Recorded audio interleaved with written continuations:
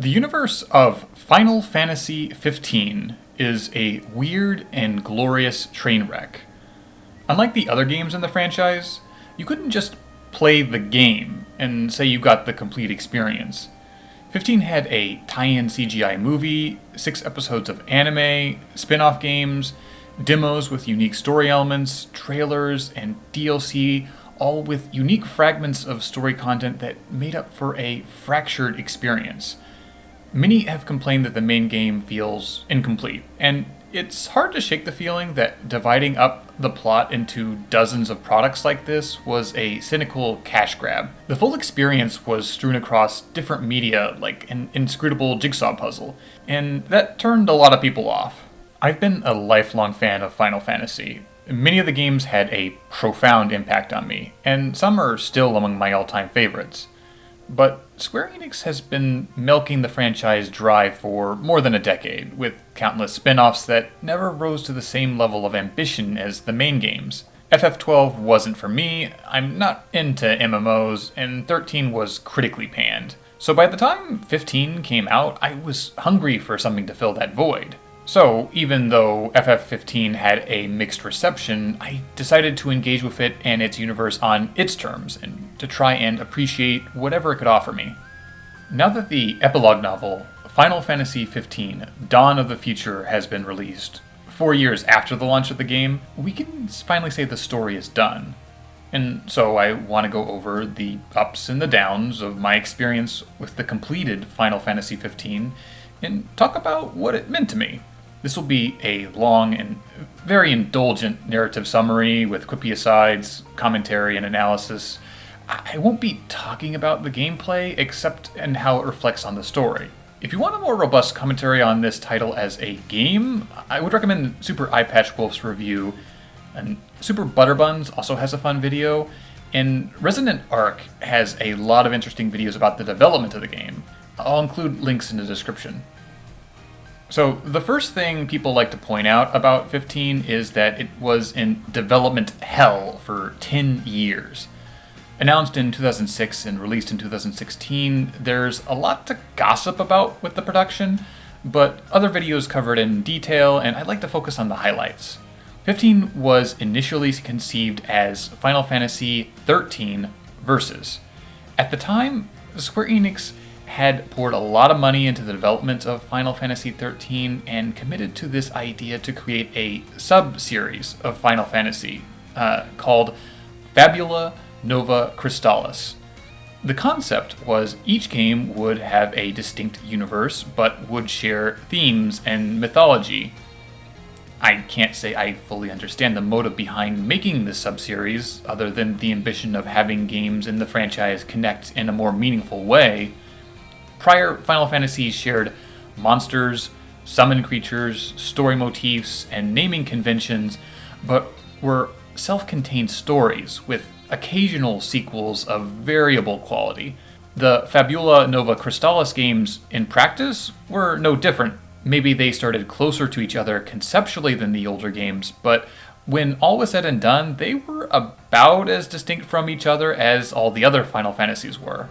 So it's 2006, and they unveiled this trailer for Final Fantasy XIII, subtitle Versus. It featured a dark boy brooding in a fancy car who fights a bunch of mechanized soldiers on the steps of a palace using weapons that warp into his hands. He beats them up, and then he goes to brood on a throne. I wasn't too impressed with this at the time. The animation was slick and cool, but the moodiness of the main character did not appeal to me much personally. But the trailer succeeded in sticking in my memory, to its credit. And I suspect it did for the creative team too, because the images from this trailer would crop up again and again, most notably in the Dawn of the Future novel and also in the Kingdom Hearts 3 DLC, Kingdom Hearts 3 Remind. Tetsuya Nomura was directing Versus 13 initially, and we would get other trailers periodically that painted a pretty different experience than what we got in the final game.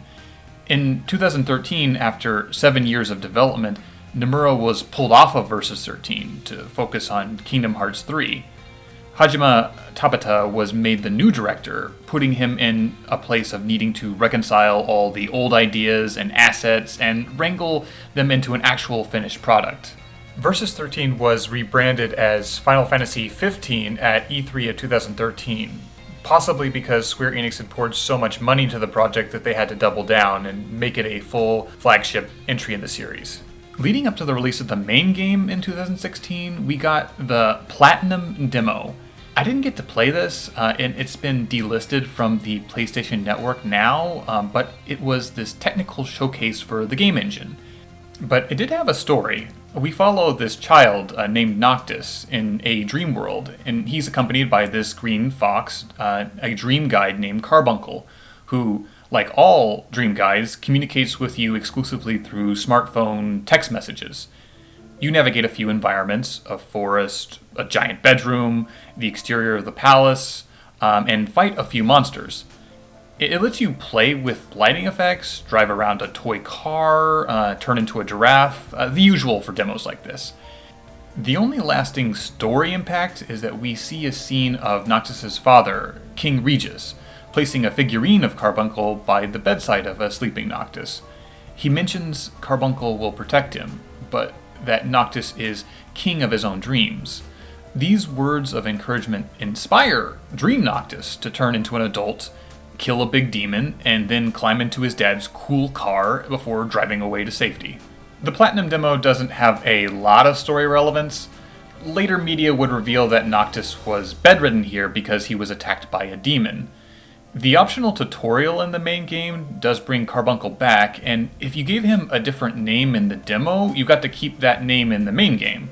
Although Carbuncle only shows up in the main campaign if you've played the demo or are playing the game on easy mode. Carbuncle can photobomb you in the main game and shows up during special limited events. This all amounts to a curiosity, but it's notable that Carbuncle is actually a messenger of the gods.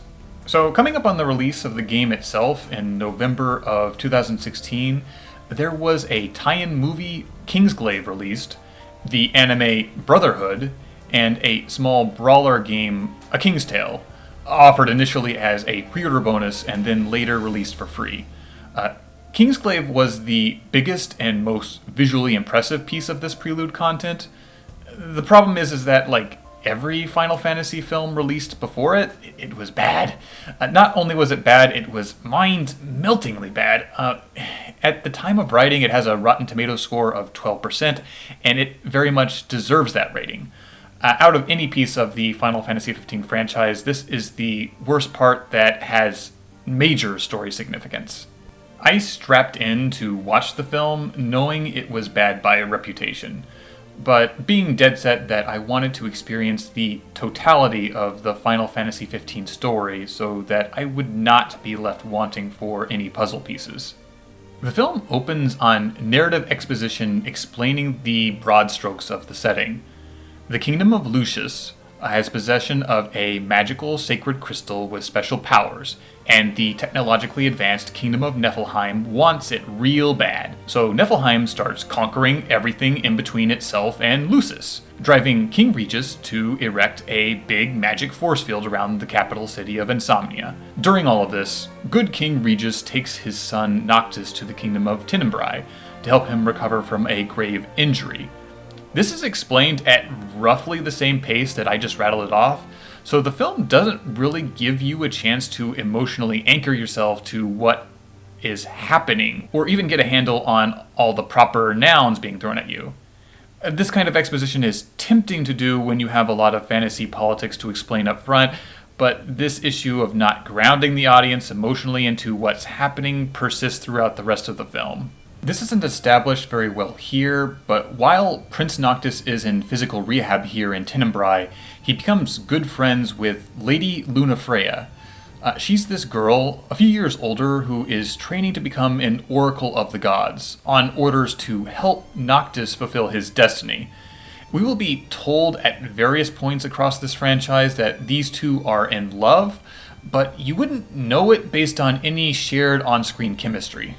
So the good royal families are all here in one place outside that magic force field. Naturally, Niflheim immediately attacks. We get robots and dudes in science fantasy armor rolling up to kill everyone. Oh, and Lunafreya has this brother, Ravis, who watches his mother get killed right in front of him here. King Regis is like, oh shit, and grabs his son to bail back to his own country, and he tries to take Lunafreya with him. Ravis pleads for Regis to save him and his family, and Regis tunes him out because he's got his hands full with his injured kid. Lunafreya opts to stay behind to surrender. This is later explained to be her trying to ensure Noctis has a chance to get away, as opposed to her trying to help her family or anything. The Niflheim Empire then goes ahead and annexes the nice forest kingdom of Tenebrae. Mission accomplished. That summary accounts for less than 4 minutes of the film. It's very unlikely you'll absorb the significance of any of this beyond the gist of bad empire attacks good kingdom. And that'll get you by during a first watch of the film, but it sucks if you're watching this as a prologue to a video game to piece together a meta-narrative.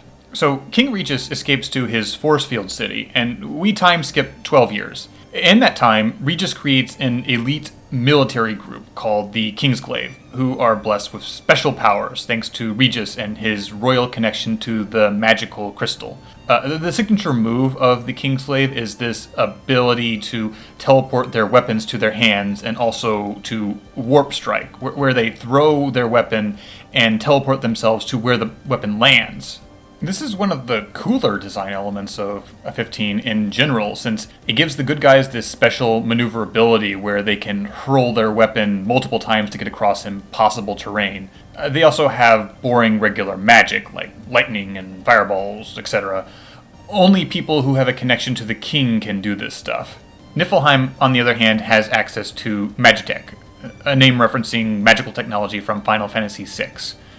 For Niflheim, this means that they have access to robot infantry, as well as mechs and airships, and they also control monsters called demons, so you can safely assume that they're the bad guys. The biggest of these demons are called weapons, which is a name evocative of recurring super bosses from past Final Fantasy games. Weapons are kaiju-sized, city-wrecking techno monsters created specifically by Niflheim to destroy the city of Insomnia.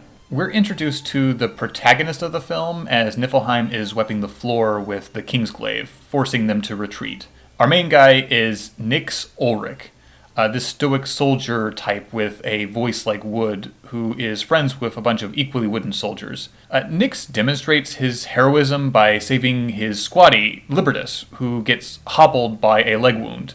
Pretty much any character in this film who is not also a major character in the main game is rather forgettable. Case in point, Ardyn Izunia is the Chancellor of Niflheim, and he's the central antagonist of 15. And he is performed with this theatric bombast that is the biggest shot of personality in the whole film. I didn't think very highly of him at first, since he shows up with this fedora and stubble that radiates this repellent neckbeard energy, but the more time I spend with this character, the more I love his petulant energy that he brings to every scene that he's in. Ardyn shows up to tell King Regis that the big bad empire wants peace, on the condition that Regis surrender all territory outside the capital. But in addition, and this is the weird part, they insist that Prince Noctis and Lady Lunafreya be married. It's convenient since Noctis and Lunafreya already love each other, but it's unclear what Niflheim gets out of this demand. Maybe they want their ship to be canon. In the film, it's framed as an olive branch or a trick, but in practice, I don't think it gave Niflheim any extra leverage. This demand is the linchpin of the entire narrative structure of the game, and it doesn't make sense until the tail end of the game. The good guys are losing this war, so Regis takes the deal after some dull scenes of him arguing with his council. His subjects don't take the news well, though, seeing it as a betrayal. There's protests. Most of the members of the Kingsglaive in particular are pissed about this because the majority of them were recruited from territories Niflheim has already conquered. They've got this slogan, for hearth and home. They're not in this for the country as a whole. They just want to protect where they came from. This isn't helped by the fact that the locals in the capital are bigoted towards these outsiders. Nyx has a couple of scenes where he talks to a commanding officer named Dratus about the politics, and they leave very little impact because both characters have this mumbly, gruff, military dude personality. Oh, and at least one of these scenes exists specifically to be blatant product placement for Audi automobiles. They drive around in a nice car for a while. The film gets confusing from here on. We cut to Tenebrae, where Lady Lunafreya is trying to leave to go to Insomnia. Her brother, Ravis, who the film has not really introduced, and you'd be forgiven for assuming that he's just some Niflheim officer, tells her no. Luna needs to wait until Niflheim makes her go to Insomnia. Both characters want the same thing in this scene. Ravis is just being an ass about it happening on the Empire's terms. This isn't made clear in the film itself, but what appears to be happening here is that Luna is trying to head to the country of Altetia instead, to meet up with Prince Noctis, but the Empire is throwing a wrench in that plan. Meanwhile, we cut to one of Nyx's friends, a woman named Crow. She's sent on a mission to pick up Lady Lunafreya. She's also given this conspicuous hairpin that she's supposed to give Luna as a gift. Crow is this relatively cool female mage who we see in the intro casting a giant firestorm. She dies off screen immediately after this scene, so that Nyx and Libertas can get super upset about it, and to give us the idea that something weird and dangerous is going on. Libertas rattles off her backstory post-mortem here, and, whatever. She looked really cool, but the movie has already fridged her, so I can't get that invested. Libertas blames his country for Crow's death, and he quits the Kingsglaive, saying the government doesn't care about them. His motives here feel strange, since all these characters are elite military personnel, and I assume people dying in the line of duty is expected. Nyx gets a box of Crow's stuff left over, and he pockets that hairpin that she was supposed to deliver. After this, Lunafreya is in the city and he's her bodyguard. There's this pre-treaty signing celebration, and visually these beats resemble some of the early trailers for 15. It leads me to think that most of the important beats of the film were originally envisioned as being part of the game. At this party, Nyx makes gruff small talk with Lady Lunafreya, and he gives her that hairpin. We get a good look at General Glocka around this point. He's this Niflheim officer in bulky science fantasy armor. What's cool about his design is that it's very visually evocative of the sort of villains you had in the first 5 Final Fantasy games. Just these menacing dudes concealed under 300 pounds of ornate spiky armor. This character is actually Dratus, the Kingsglaive commanding officer who is working for Niflheim as a double agent. This is supposed to be a big reveal later, but since Dratus is so poorly characterized, you probably won't even remember his name when he comes up again. I'm not sure how he's juggling being on security detail for the Kingdom of Lucis and also acting as a visiting VIP from Niflheim, but absolutely no one notices.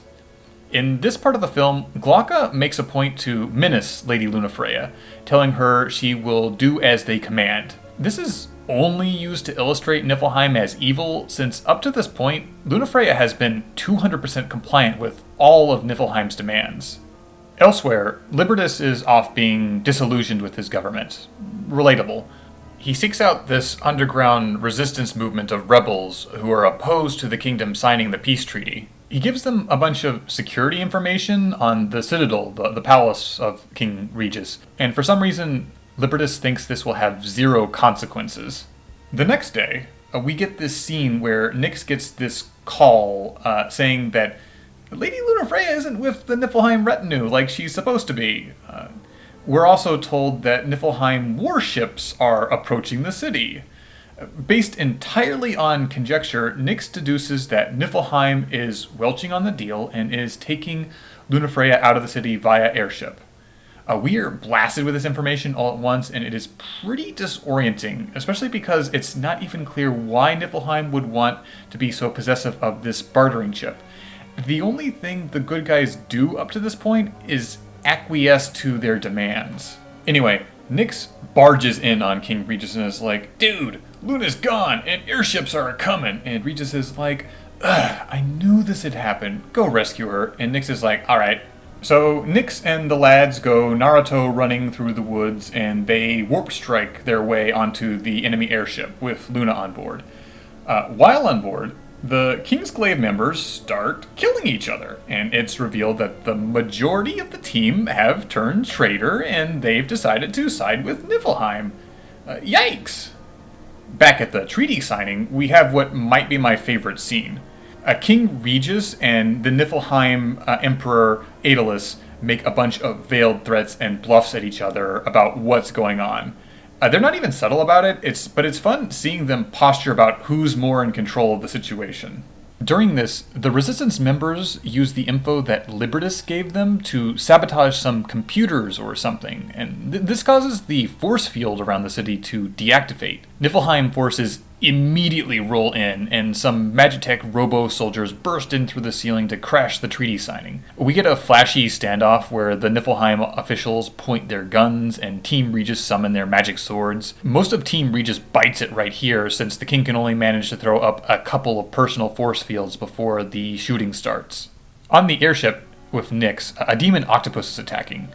I didn't realize this until reading other fan commentary, but this is meant to be Ultras, the fun, evil octopus from Final Fantasy VI. He doesn't get any speaking lines since he's just a monster here, but it's nice that they included this reference. Nyx manages to get Lunafreya off of the ship before the fighting crashes it. They manage to steal a dropship to escape. At this point, Nyx is the only Kingsglaive member left who isn't dead or a traitor. On rewatch, I think the whole point of putting Lunafreya out like this was so that the Kingsglaive could be distracted while the city is attacked. I don't know how necessary this gambit was, since it looked like more than half of the Glaives turned traitor already. Niflheim keeps insisting on these convoluted and redundant schemes when they are already winning with next to no opposition. And maybe it'd be easier if I just assumed that that's how the movie wants us to characterize the Empire. Luna insists that she needs to get back to the Citadel to see King Regis. The city is a war zone, so Nyx thinks this is bonkers and says no. Luna is on a literal mission from God and is therefore insistent. She jumps off the airship onto a skyscraper and Nyx is forced to go after her. There's this frustrating element to the film where Luna is poised to be a complete badass, risking her life to complete her mission, but the film won't allow it. Anytime Luna strikes off on her own, she is almost immediately in danger that requires her to be rescued. She's so much more focused and goal-oriented than Nyx, who seems to barely understand what's even going on. This coupled with Crow getting killed off screen earlier lends to this kind of sexist subtext.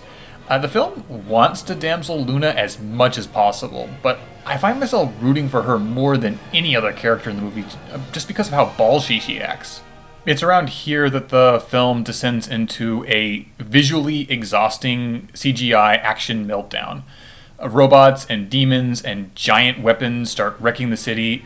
The last 45 minutes are loaded with so much over-the-top science fantasy violence as the city is destroyed. Some people might like the film just for this stuff, but I find it just makes the story that much harder to keep track of. Armor Dude General Glocka cuts off Regis's finger, and Luna's brother Ravis manages to snatch up the royal ring. This is the Ring of Lucis, and it's super important. This is the first time it's mentioned, and Ravis announces it is super powerful. He slips the ring on, and then he bursts into flames. Bad news, the ring is filled with ghosts of old kings, and they're pretty judgy about who is worthy of using their power. You either need to be descended from the royal bloodline, or else they need to think you're cool. King Regis entrusts the ring to Lunafreya, ordering her to go to Altissia, because that's where he sent his son Noctis to meet her. He also admits to Nyx that he knew all of this stuff would happen. And Nyx gets a bit angry since what it looks like here is that the king is sacrificing the entire kingdom to make sure that his son, Noctis, and Lunafreya can be safe. Luna argues that no, she's got it on divine authority that the prince is going to save the whole world. She does not elaborate any further than this, though. Regis throws up a force field to buy Luna and Nyx some time to escape while he fights General Glocka. Regis gets killed almost immediately. This is too bad because A, all of Nyx's powers of teleportation and magic come from the king, and B, Regis is one of the handful of distinct and likable characters in the film. Cut to Libertas, who is aghast to find out that the violent revolutionaries used the intel he gave them to sabotage the force field around the city and let Niflheim take over. They struck a deal with Niflheim that they would get to keep control over certain territories if they helped the invasion. This is part of a recurring motif in the film where the various victims of Niflheim expansion blame King Regis for what happens. Ravus, Dratus, Libertas, the Kingsglaive, and the Resistance all focus their anger on the crown as opposed to the outside enemy, to the point that they prefer to ally themselves with Niflheim under the table. But Regis and his kingdom are just as much victims as they are, and he too is also just trying to bring an end to the war. The only way I've found to rationalize this is that Niflheim is clearly winning the war, and it is more pragmatic to cooperate with them to get the best terms of surrender. But that's not how the film presents the conflict. It's framed that Regis is betraying his people by surrendering any land to end the war he cannot hope to win. What I take away from this is that the allegiance of all of the traitor characters is not to the kingdom where they currently live, but to the territory they call home. If Niflheim takes control of their homes, then Niflheim commands their loyalty. The politics of this feels backward to me. Although the main criticism you could have for Regis is just that he is playing into a divine plan rather than attempting to actually advocate for people. Nyx and Luna run around for a while, being chased by traitors and demons. Nyx has no power, so he can't do much to fight back. But he does figure out the hairpin he gave Luna is letting the bad guys track them, so he gets rid of it. The hairpin as a plot device doesn't make a whole lot of sense. Crow was ordered to gift it to Lunafreya, so we can infer that Dratus arranged this to help the Empire keep tabs on Lunafreya. But Crow is killed before she can deliver it, and the Empire already has total control of Lunafreya. I can't see the point of this unless different wings of Niflheim's operations stepped on each other's toes here to make sure Lunafreya was kept in check. Again, with the redundant evil schemes. Luna provides Nyx with some exposition about the ring. It contains the power of the Lucii and also the Old Wall. She does not explain what either of those terms mean, however. But Nyx is all like, "Whoa, I thought those were fairy tales." Nyx gets wounded and Lunafreya runs off. Libertas shows up to redeem himself as a traitor by driving a car into Glocka. Luna gets cornered by a rando almost immediately. The film does grant her one good moment here where she tricks the rando into putting on the ring, which causes him to burst into flames and die. In the chaos, Nyx gets a hold of the ring. Glocka is about to kill him and Luna, and Nyx has nothing to lose, so he puts on the ring, despite witnessing what happened to the rando. Time freezes, and he speaks to the Lucii, the ghosts inside the ring. He asks why they aren't doing anything to save the city, and they are pretty cold and callous, suggesting humans are just short-sighted. Nyx starts backsassing the ghosts, and this pisses them off. So they start setting Nyx on fire. Thankfully, Nyx manages to squeeze out enough of an inspirational speech to change their mind. They decide to grant their power to him until sunrise. So Nyx thunderbolts Glocka across a city block and then tasks Libertas with getting Lunafreya out of the city to safety. The Old Wall is summoned, which are these giant statues of the dead kings that come to life and do battle with the airship and the kaiju-sized demons. Glocka's helm is busted off enough to reveal that he's actually Dratus, the Lucian officer, which would be a dramatic reveal if you remembered or cared about who he was. Nyx and Glocka have a philosophical fantasy sword fight argument while the city is destroyed around them. I can't say that I'm rooting for either of them. Glocka sided with a treacherous, all-consuming empire in the hopes of recovering some dignity for his home country. Meanwhile, Nyx is fighting a battle that is already lost. Like Regis, his only purpose here is to buy time for a more important character to get away. The entire city is devastated around him, and he's on a countdown to death. All he can do is talk about fighting for the future when he personally has none and doesn't even understand what Lunafreya or Regis were fighting for. Nyx deals a fatal blow on Glaucus just as the Old Wall deals a final blow to Diamond Weapon, and they all sit in the rubble to die as the sun rises. It's a downer ending for the character. Libertas succeeds in getting Luna outside the city, but she decides to part ways with him after this. She says that Libertas is too great a hero to travel with in secret. Lunafreya is the oracle to the gods and is effectively a celebrity. It's fine if you don't want to hang out with Libertas, but you don't gotta insult him like that. She leaves him behind and melds into a crowd of refugees to work her way toward the country of Altissia on foot. Cue credits. Post-credits, we get a brief scene showing us the main characters of the game, talking about their plan to meet up with Luna and Altissia. This moment is a huge breath of fresh air, because all of these characters, Noctis, Gladio, Prompto, and Ignis, all have well-defined personalities and very distinct voices. After a whole movie of mostly glum, samey characters, it's remarkable. Which is fortunate, because the next piece of content focuses on these characters. Final Fantasy XV Brotherhood was a short 5-episode anime made to flesh out the backstory of the game's 4 main party members: Prince Noctis, Prompto, Gladio, and Ignis. The first episode tries to capture the vibe of the game. Prince Noctis and his friends/bodyguards are trying to travel to Altissia to meet up with Lunafreya, per the orders of King Dad. This is after Kingsglaive, so the city of Insomnia has been conquered, and the Empire is trying to chase these fine lads down. We get scenes of these guys camping, eating at diners, and just chilling as they road trip their way through the fantasy world. There's banter, which, while nothing amazing, still has so much more life to it than any of the dialogue in Kingsglaive. These moments of camaraderie are broken up by action scenes, where the team is attacked by Niflheim Magitech soldiers and a demon. The quality of this is passable, not something I would watch if it was a standalone product, but it is definitely an improvement. The best episode of Brotherhood is the second one, which spotlights Prompto Argentum, it being the episode with the strongest character arc. Prompto is characterized as this peppy, impulsive, manic pixie twink. He loves photography, animals, and technology, and he does the Sanji Brock thing where he swoons over every last woman he meets, which all stands in stark contrast to the Prompto we see in this flashback episode. Middle school Prompto is dour, introverted, overweight, and alone. He is more invested in taking photos of animals than talking to classmates. We see him repeat a pattern of going to school and coming home to a house conspicuously absent of family.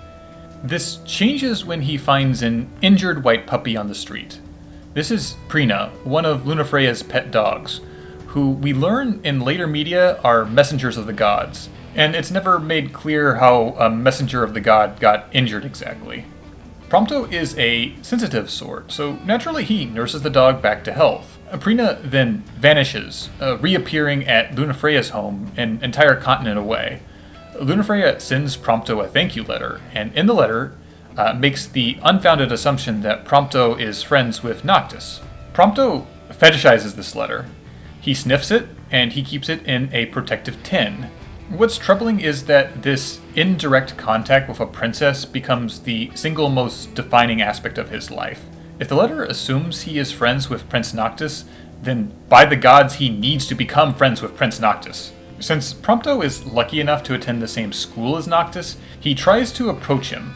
Noctis is just brooding alone in an empty lot, as cool kids are prone to do. Prompto bungles the encounter by tripping flat on his face and stumbling over his words.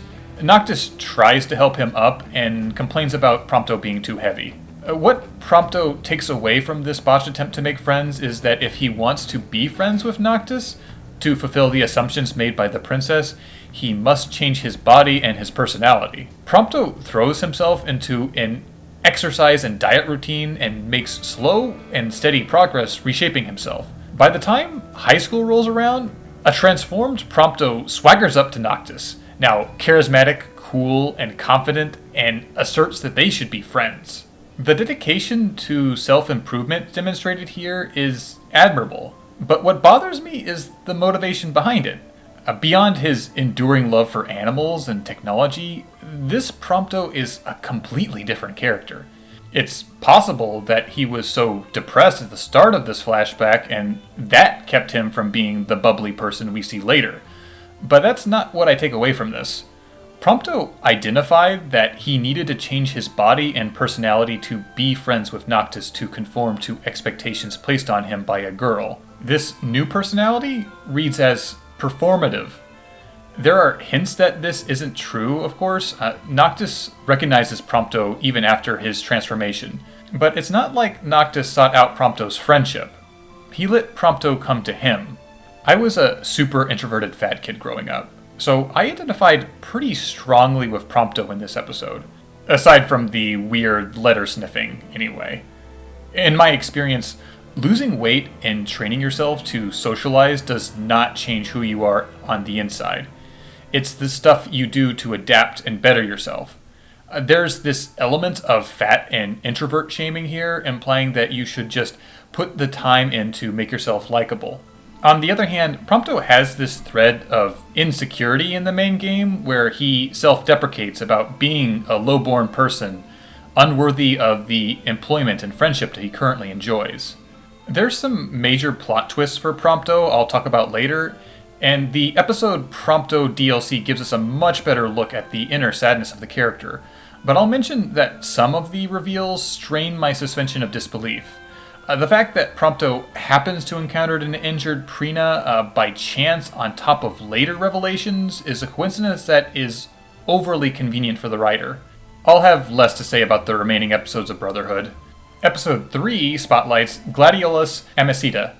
He's a big, beefy guy with a sword, and there's isn't a lot more to say. He's got a gruff but affable personality, but apart from an abiding love for cup noodle brand products, there's not a lot of depth to discover about the guy. He's the son of Claris, King Regis' personal bodyguard, and managed to score a similar position by way of nepotism.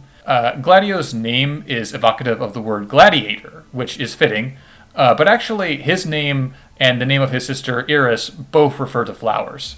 The flashback in Brotherhood shows us that Gladio was responsible for teaching Noctis sword fighting. The two don't seem to like each other, though, with Noctis getting fed up with Gladio's curt instruction and walking out on his training. At home, Gladio complains to his kid sister that he hates Noctis and considers him a brat. The next day, Iris shows up at the Citadel and throws a tantrum demanding to see the prince. The adults decide to humor this request. Iris is asked to wait in a side room for Noctis, and immediately gets distracted by a cute cat and chases after it until she gets super lost. Relatable. Noctis notices her wandering off and manages to find her out in the rain in a park somewhere. He brings her back, and since she's in trouble with the adults for wandering off, Noctis takes the fall for her. Gladio is angry, but Iris tells him the truth afterwards. And this causes Gladio to soften towards Noctis. They have a bonding moment where Gladio thanks Noctis and gives him a break from doing homework with a sword fighting practice session. The Gladio episode is a bit weak because the episode focuses so much on his little sister, more so than on his relationship with Noctis. If the plot of the episode forced the two of them to interact more, then it might serve to better illustrate them coming to understand each other. Instead, Iris serves as a catalyst for them to bond. This is serviceable, but I find it to be a weak character writing moment just because we see almost nothing of Gladio himself. Iris as a character is frustrating because you could cut her from the main game entirely and there would be almost zero impact on the plot. She's okay to have around because the game wants for more female characters, but the time she takes up would be better served fleshing out Luna Freya, who is central to the plot, but gets minimal development. To the credit of this episode of Brotherhood, Noctis covering for Iris is the one demonstration we get of Noctis doing something kind for another person. Every other episode depicts Noctis as cold and aloof, which is not a good way to sell the character if this is your first exposure to him. The fourth episode spotlights Ignis Scientia, and does a poor job of selling him as a character. Ignis is this sort of sophisticated, intelligent, and overly formal man nanny who loves cooking and strategizing. He's essentially the party's mom, and is on top of organizing the journey. In the episode, Ignis is shown trying to replicate a pastry that Noctis once had while he was living in Tenebrae. He keeps baking these little pies for Noctis over and over and never getting it quite right, but is stone-faced in his determination to nail the recipe. In the flashback, Ignis is very stern with Noctis. He scolds the prince for not taking his high school exams seriously enough. He reminds Noctis of his duty as future king. It's mentioned that the force field around the city draws from the king's life force, which explains why King Regis is aging prematurely. Noctis is shown to be an absolute slob, failing to keep his apartment remotely tidy. Ignis visits repeatedly to clean, and he chides Noctis to take responsibility. Noctis appears to resent being under the pressure and being talked down to in this way. This doesn't really culminate to much. Gladio tells Ignis to give Noctis more credit. Ignis visits the apartment and finds that Noctis tried to cook himself dinner and it was a complete disaster. The two share some product placement cup noodles, seeming to illustrate that both have budged an inch to put themselves in the other's shoes. Ignis goes on cooking little cakes for Noctis, and Noctis barely seems to appreciate the effort. This is the longest episode in the series, but it's rather limp. Brotherhood finishes by focusing its last episode on Prince Noctis. We're given a flashback of the traumatic event that injured him as an 8-year-old child. A demon snake woman, Amar Lilith, attacked Noctis and his attendants while they were traveling on the road. Noctis is rescued by his father, who drives the demon away, but Noctis slips into a quick stress coma. He wakes up later in Tenebrae with his father looking over him. In the present day, the lads are fighting their way through a Niflheim road blockade when an Amazon Prime package is dropped from the sky containing that selfsame Mar Lilith demon that attacked Noctis when he was a kid. This confirms that Niflheim was behind the original attack as well. Noctis flies into a rage to kill the demon, and the rest of the episode is a B-tier anime fight. The emotional significance of this fight is not exactly clear. Maybe Noctis wants to avenge himself? Hard to say since Noctis doesn't say anything and we don't get to occupy his headspace much in this anime. Noctis hardly says anything and spends most of his time in the show napping. It's good that we get to see the demon attack, that is a big part of his personal history, but the anime doesn't do much more with this. Now, the fight does remind Noctis of his now dead father, causing him to break down and cry. But the episode ends there. There's potential here, but the runtime is too short to really capitalize on it. That's the basic issue with Brotherhood. It's half-baked, a tie-in meant to flesh out the background of a few characters. It doesn't do a great job of selling us on these characters, but it contains a lot of interesting trivia if you're already invested in them. The next chunk of Final Fantasy XV is a bit fluffy. A King's Tale is a side-scrolling beat-em-up released as a pre-order bonus for the main game, and was later released for free to everyone else.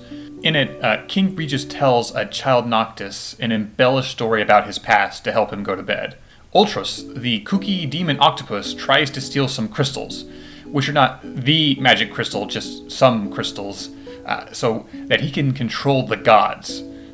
A young Regis has to fight through waves of demons to stop this, and along the way he teams up with a few other minor supporting characters like Wescom, Cid, and Claris.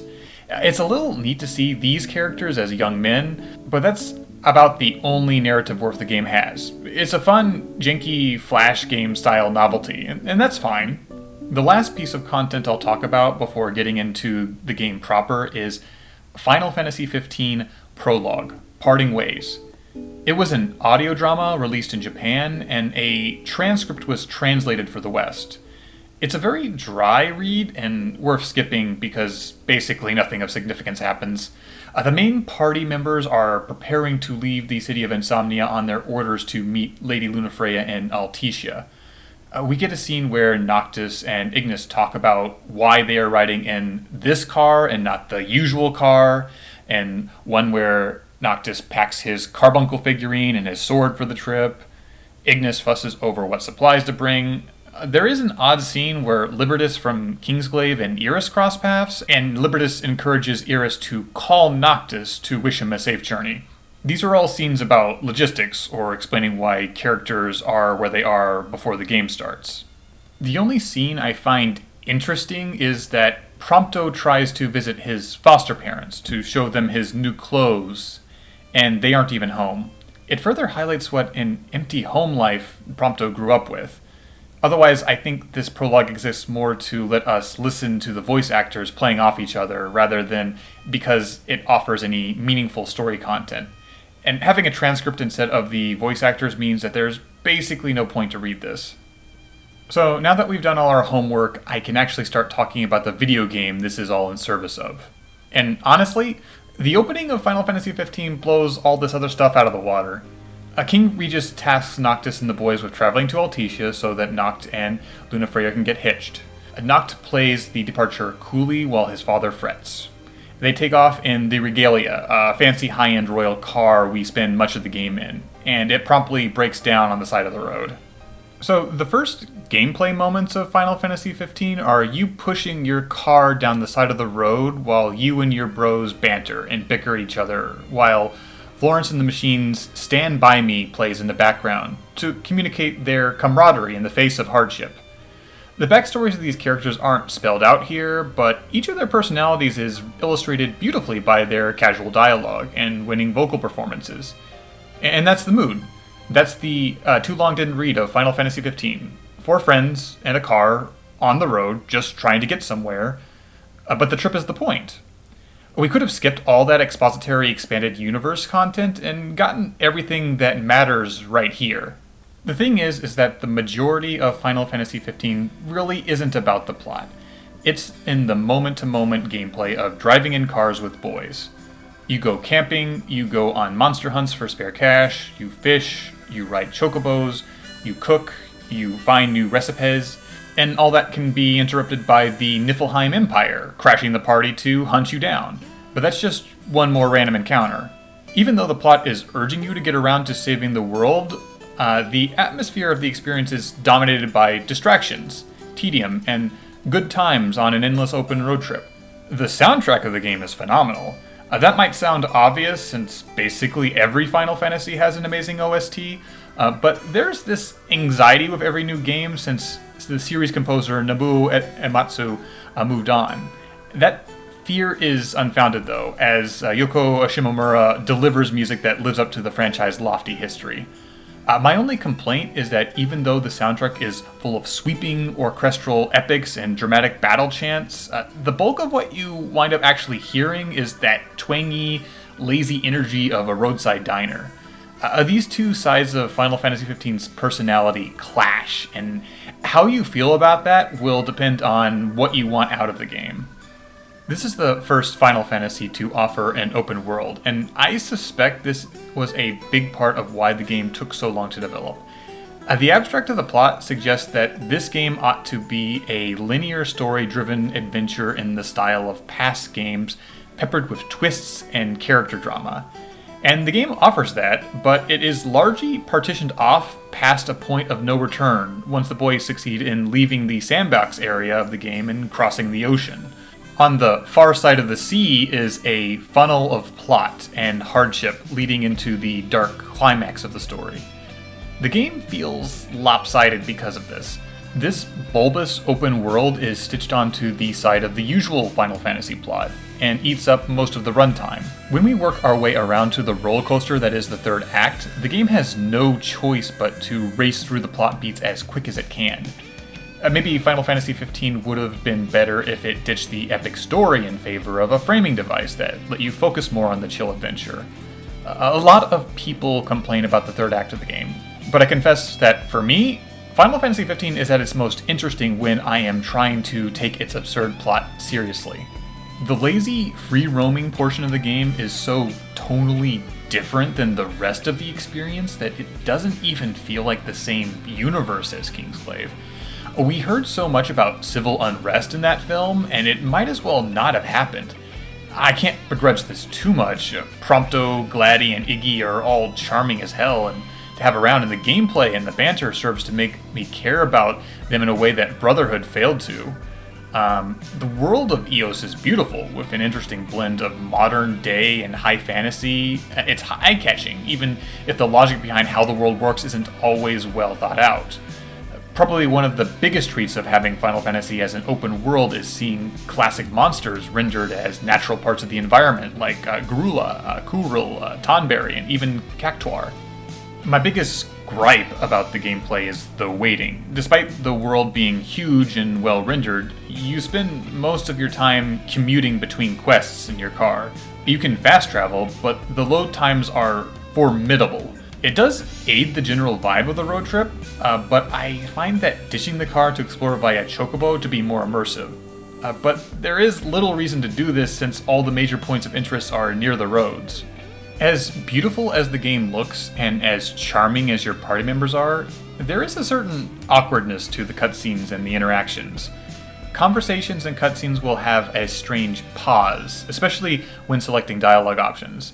There's this odd aspect of the sound mixing, where little non-verbal grunts will be highlighted even when there is no real reason to do so. There's a stiffness to many interactions where everything has to grind to a dead halt so that the game can play out a motion capture animation exactly as intended. As organic as the game wants to be, I sense that Square Enix's pride in its visual polish keeps the game from feeling naturalistic. Getting back to summarizing the plot, the boys manage to push their car into a service station where they meet a mechanic named Cindy. She's the granddaughter of the series staple engineering genius character, Sid. Her design is very male-gazy, with her outfit being a fetishized idea of what a mechanic's outfit could be.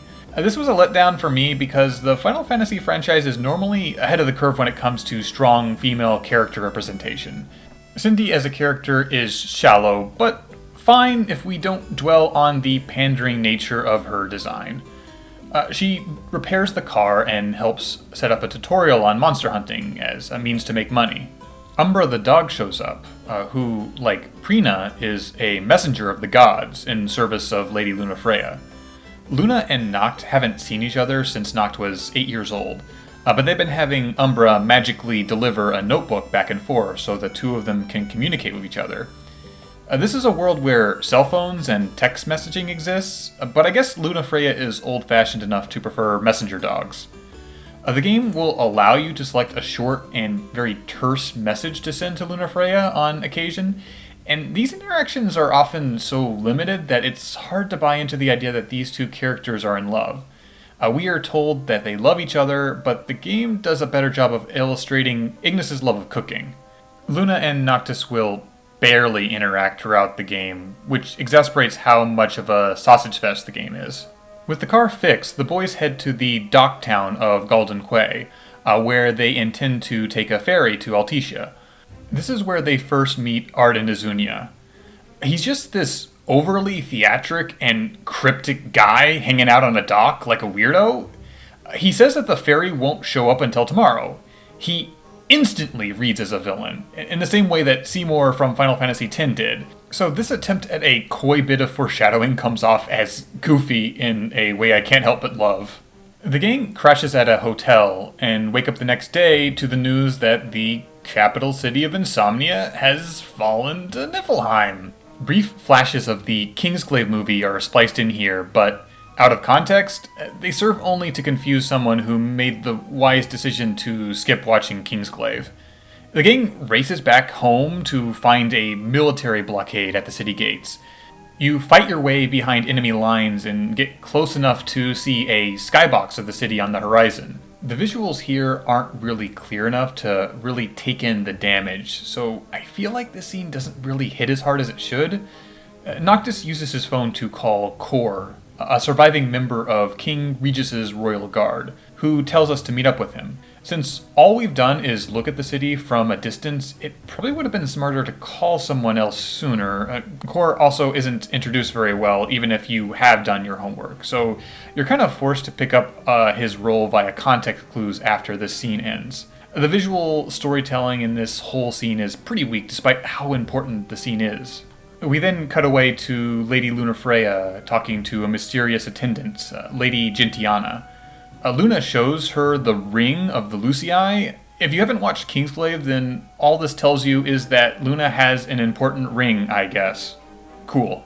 Cor has you travel to a royal tomb, where Noctis reclaims a weapon used by one of his ancestors. It's set up that collecting these 13 weapons will help Noctis become stronger, and the bulk of the dungeon diving in this game is based around obtaining these things. Doing so is optional, and there's not that much more story content around them, so I won't be dwelling on this. Noctis is resentful of the responsibility being thrust on him in this crisis and upset about his dad dying. There's a theme here about the burden of heritage and upholding a legacy, but mechanically these quests are just one more fun thing for the boys to do.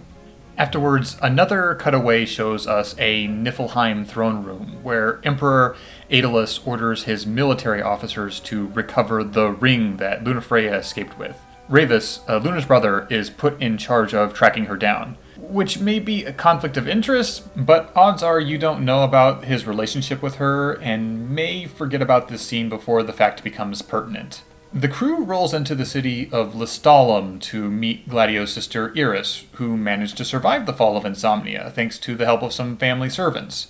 Iris confirms for us that Lunafreya is alive and has already passed through the region, which is interesting because she left Insomnia on foot after Noctis and the gang left to meet her in Altetia. I doubt the logistics here were considered, but I like to think that this just speaks to how easily Noctis and the boys get distracted from their quest. You go on a not date with Iris to tour the city, which is the biggest urban area the game lets you freely navigate. Apparently it houses a massive generator, which is maintained entirely by women engineers. I believe this is the game's crack at being feminist, but it feels just like a strange spin on the City of Women trope that crops up in anime sometimes. The game doesn't elaborate on this idea much, and it feels a bit token. Iris flirts with Noctis here, but acknowledges that he already has Lunafreya. This unrequited crush doesn't go anywhere. Iris exists here to provide some exposition, and maybe to make the player feel cool that a girl is into the character they control. Since Iris plays such a minor role, it would have been more impactful if this narrative space could have been used to have Noctis and Luna interact instead. But the game prefers to keep her out of reach the whole game instead of developing that relationship. Around this part of the game, Noctis starts suffering painful migraines and visions of the god Titan, and a holy site called the Disc of Cothis. The gods of the story are the summonable creatures seen in prior Final Fantasies, branded in previous games as Espers, Guardian Forces, Eidolons, Aeons. In this game they are known as Astrals, and also the Six, and are worshipped as deities. There are lore books you can find in the game called the Cosmogony. These lore books aren't as robust as the things you'd find in something like the Elder Scrolls or a BioWare game. Each provides you with a single paragraph of mythology to flesh out the setting. The Cosmogony outlines that Bahamut, the leader of the Astrals, descended from on high to choose an oracle who would be able to communicate with the gods. The Astrals entrusted the crystal and also the ring of the Lucii to a human man who fought against darkness. There are also 24 messengers of the gods, most of whom we never meet, but include Umbra, Prina, and Carbuncle. It's stated that the oracle can forge covenants with the gods to use their power, but these often involve trials that can destroy entire cities. The last chunk of the cosmogony shares that a descendant of the house gifted with the ring and the crystal would stand against a dread plague, which the evil hath wrought. Noctis is the heir, and Lunafre is the current oracle. For most of the game, Luna is off-screen forging covenants with the Astrals so Noctis can make use of their power. The gang runs into Ardyn again, who rattles off an old nursery rhyme, which suggests that Noctis's migraines are being caused by Titan calling out to him. Problem is that there's a military blockade blocking their way to the Disk of Kothis, but Ardyn says that he can get them in to see Titan. The boys are mighty suspicious of Ardyn, though, what with him swanning around and enunciating every sentence in a way that absolutely drips with irony. But it's not like they've got any other plan. And true to his word, Ardyn gets them through that blockade. Apparently, Titan has physically been sitting at the bottom of this crater holding up a giant meteor that nearly crashed into Earth a long time ago. It's not clear why Titan doesn't just, put the meteor down after millions of years or whatever, but it suggested that there's a special energy in this area that Lestalem's generator feeds on. The team proceeds on foot and gets attacked by Titan. Noctis and Gladio get separated from the others, and there's this beat where Noctis complains about the exertion, and Gladio comes down on him for whining. Noctis snaps back that he's been under that pressure his whole life. This thread about duty is the meatiest thing going on with Gladio's character. Beating the boss fight with Titan completes the trial Noctis is meant to undergo. The god disappears, and you obtain it as a summonable ally. But the floor turns to lava right after, so our boys are in danger of melting. Luckily, Ardyn shows up in an Imperial dropship to offer a rescue. But he also chooses this moment to announce that he's the Chancellor of Niflheim. The boys don't like that, but they hate lava even more, so they decide to hop on board. They get dropped off in the middle of nowhere, but the Empire keeps their cool car. And not having a cool car is one of the things that the boys hate even more than lava, so that's a problem. That becomes the next big objective, at least until Gentiana shows up with a side quest. Gentiana, like Luna's dogs Prina and Umbra, is a messenger of the gods. She's mysterious and talks in riddles. We get a bit of exposition that Luna is forging covenants with the Astrals for Noctis. We also get a cutaway scene to show Luna has a history of healing people with magic while traveling, which is nice of her. Gentiana gives you a hot tip that you can acquire the thunder god Rama. Rama's trial involves touching a special rock in a cave, which is way less stressful than Titan's trial and shows that Rama is pretty chill. Not as chill as Shiva, but still pretty chill. Since the premise of this game is riding in cars with boys, the boys then infiltrate a Niflheim base to get their cool car back. They're reunited with their vehicle after clearing out the base only for Ravis to then show up. Ravis hasn't really been introduced until this moment. We know he is an officer in the Niflheim military, but unless you were really paying attention to the intro of Kingsglaive, you won't pick up on the fact that he's Luna's brother until you're told about it at the end of this scene. He's got a robot arm now because putting on the Ring of the Lucii set his arm on fire. He notes that Noctis has forged a covenant with Rama and implies there are consequences to him doing that. The boys seem pretty intimidated by this dude in a way that feels very disconnected from the fact that they were sword-fighting mechs and robots a minute ago. Ravis overpowers Gladiolus in the most anime way possible, appearing to exert zero effort despite being physically smaller. Ardyn intervenes before things get ugly, ordering that Niflheim withdraw its forces. Despite talking like a villain and working for the bad guys, all Ardyn has done up to this point is actively help you out. The boys work their way back to Lestalem, where Iris is found in a state of distress because Niflheim troops came and killed Jared. That's the servant that helped her flee from the fall of Insomnia. They resolve to escort Iris and Jared's grandson Talcott to Cape Kayam, where they will be safe. On the way, the lads decide to avenge poor Jared by infiltrating another Niflheim base and capturing the general there. The guy hints in dialogue that Ardyn is responsible for the Magitech technology that allows Niflheim to create robots and mechs. This guy escapes off screen after fighting and then drops off the plot almost entirely, until the DLC anyway.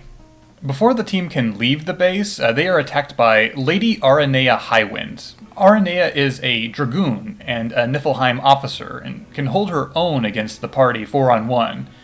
She's probably the coolest girl in the plot by virtue of being shown actively doing stuff. But in this introduction, she pops in for a quick boss fight and then bails without explanation. Prompto is very vocal about wanting her to step on him. After dropping off Iris and Talcott at the quiet seaside villa of Kayam, your mechanic friends, Sid and Cindy, indicate that they've got a boat that can take you all the way to Altissia to meet up with Lunafreya like you're supposed to. The problem is that they'll need some mithril to finish the repairs. As soon as you're handed this fetch quest, Gladio bails on the party, stating that he has some private business to take care of in DLC content. This is a thing that the game does a lot. A party member splits off from the group and has a side adventure in an episode of DLC. You can time it so that you can play the DLC chronologically when this happens, but I find this hurts the suspense of the main game, and I don't recommend doing it. I'll talk about the DLC after the main game. So, 3 boys in a car go to hunt down some mithril, and Ardyn is there at your quest marker waiting for you. He is, again, actively helping you, this time by dismissing the Niflheim guards and filling your empty party slot with the badass dragoon you fought earlier, Aranea. Aranea shares that Niflheim is using this region to harvest demons, which they then use to power the Magitech technology they use. Her character is that she's cranky and tired and sarcastic. She doesn't like that her country is doing this and adds that she loathes Ardyn and questions the order she is forced to follow. After you grab the mithril, she's out of the plot for a while, which is too bad. If this game were structured different, then she would have been a great full-blown party member. She humanizes Niflheim and is on par with the main characters in terms of charm. Ignis gets a urgent phone call asking the boys to head back to Lustalum for an emergency. The power plant is being attacked by demons, and it might explode. This sounds like it should be a major plot point, but it's bizarrely understated. You just arrive in town and then immediately enter the facility in a hazmat suit, and are joined by another guy in a hazmat suit who has Gladio's voice. The game tries to be coy, but it's immediately obvious that it's Gladio. But he has a cool scar now, and he's done with whatever errand he went off to do. You fight a handful of demons and then move on. This whole section feels like an afterthought. With the team back together and mithril in hand, you're finally ready to leave the open world behind and strap in for the rollercoaster wreck that is the tail end of the game. Everything up to this point has been one roundabout shaggy dog story to do what you set out to do at the start of the game. Cross the ocean to meet Lunafreya and Altissia. This is also the point where all the core game mechanics are pushed aside in favor of the plot. Most people think the game completely falls apart from here on, but for me, this is where the game finally got interesting. Before you head out, Sid, the old mechanic guy, he pulls you aside and he gives you this big speech, apropos of nothing, telling you that your party members aren't just bodyguards. They're your brothers. Figurative brothers, not biological. It's not a plot twist. He's just telling Noctis to cherish his friends. And, okay? It's a nice sentiment, but nothing in the plot led up to this moment, so it does not feel remotely earned. There's a little logic to it, since Sid apparently had a similar relationship with King Regis, but at worst, it's like Sid is jinxing you. Boy, it sure would be a shame if anything bad happened to you kids on your trip. It's another instance of the game having a good idea for a scene, but failing to connect the dots that well. The boat ride to Altissia features the boys sitting around and having this conversation where they sort of speculate about the details and motives of side characters with alarming accuracy. This is the game's way of explaining odds and ends that the player might not understand if they refuse to buy any expanded universe products. It's bad exposition, but the boys are charming, so you live with it. Altissia is inspired by Venice, a port city with waterways and gondola. Lunafreya is here, and she wants to forge a covenant with the god Leviathan for Noctis. The Altician government is afraid that doing so will result in a Niflheim attack. You get this scene where Noctis meets with the city leader, Camellia, to negotiate for permission to perform the ritual. This is presented as a high-stakes game of diplomacy, where you need to broker the best deal. Your choices here don't really matter. You get some rare items if you do well, but that's okay. I like this sequence because it forces Noctis to try and act like the political leader the others expect him to become. You agree to have your 3 handsome boy band bodyguards ensure the whole city will be kept safe from the Niflheim attack. Lunafreya delivers a speech to the Altesian people, announcing her intent to summon the sea god Leviathan. She makes some vague statements about not resting until darkness is banished from the world, and gets a massive round of applause. Noctis stands amid the crowd, watching. This is the first time they've seen each other since he was 8 years old. They share a head nod, lending a sense that even now they haven't bridged the gap to be reunited just yet. Lunafreya performs the ritual, and Leviathan responds to being summoned with contempt. She tries to eat Lunafreya, threatens to eat Altesians if Noctis fails his mission, and even after agreeing to help, insists on having a big boss fight with Noctis that devastates the entire city. This astral has no regard for human life, which demonstrates the gods of this world are not necessarily merciful. Noctis gets wrecked by Leviathan, and then Ardyn shows up and he stabs Lunafreya with a knife. His first villainous act of the entire game. There's this brief exchange where Ardyn is mocking Luna, but Luna tries to heal Ardyn while talking about how the divine plan will free all from the influence of darkness. Ardyn storms off in a huff, leaving Luna to bleed out. But it's okay because Lunafreya does a magic thing that amplifies Noctis' anime powers by 1000%, enabling him to win the fight with Leviathan. And in the tradition of anime fights, he passes out right after. Noctis experiences a dream vision of Luna speaking to him. She tells him her purpose as Oracle is fulfilled, and Noctis needs to fulfill his destiny now. And Noctis asks if they will be reunited, and she, nope, dead, sorry. She sticks the Ring of Lucius in his inventory, disappears, and he wakes up in the fanciest room to survive the disaster. There, Ignis delivers some bad news. Luna's dead, and Ignis was blinded in the attack, the exciting details of which are walled off behind paid DLC. The game cuts to the boys traveling by train weeks later. Noctis is still grieving the loss of Lunafreya, and Gladio swaggers over to tell him to suck it up. He calls Noctis a whiny crybaby for moping about his dead fiancée, and also for not wearing the ring that Ignis sacrificed his eyes for, and Luna sacrificed her life for. This is a follow-up on Gladio's thread about duty and responsibility, expecting Noctis to be a stoic and decisive king instead of expressing private grief. The others try to diffuse the tension here, but the team feels fractured now. You go on an excursion to pick up another royal arm from a tomb, and the game guilts you by making Ignis a liability. His vision impairment slows his movement down to a crawl, and even if you try to wait for him, the others will get mad at you for not slowing down for him. Despite this, Gladio continues to be an ass to Noctis about needing to man up. Ignis steps up as the group mom to stop the bickering. He's fine with being left behind, but is intent on sticking it out. Back on the train, Ignis exposits that the nights have become unnaturally longer, which means demons are able to come out for longer. He and Gladio exit stage right to find out more, leaving Noctis to look out at ominous snow clouds on the horizon. Then, something strange happens. Everything on the train freezes, and Noctis sees that Ardyn is in the train car with him. Still mad about the whole stabbed fiancé thing, he attacks Ardyn. But Ardyn is acting funny. His dialogue isn't theatric. He calls Noctis dude and begs for him to stop messing around. He retreats, and Prompto shows up, talking with uncharacteristically proper diction.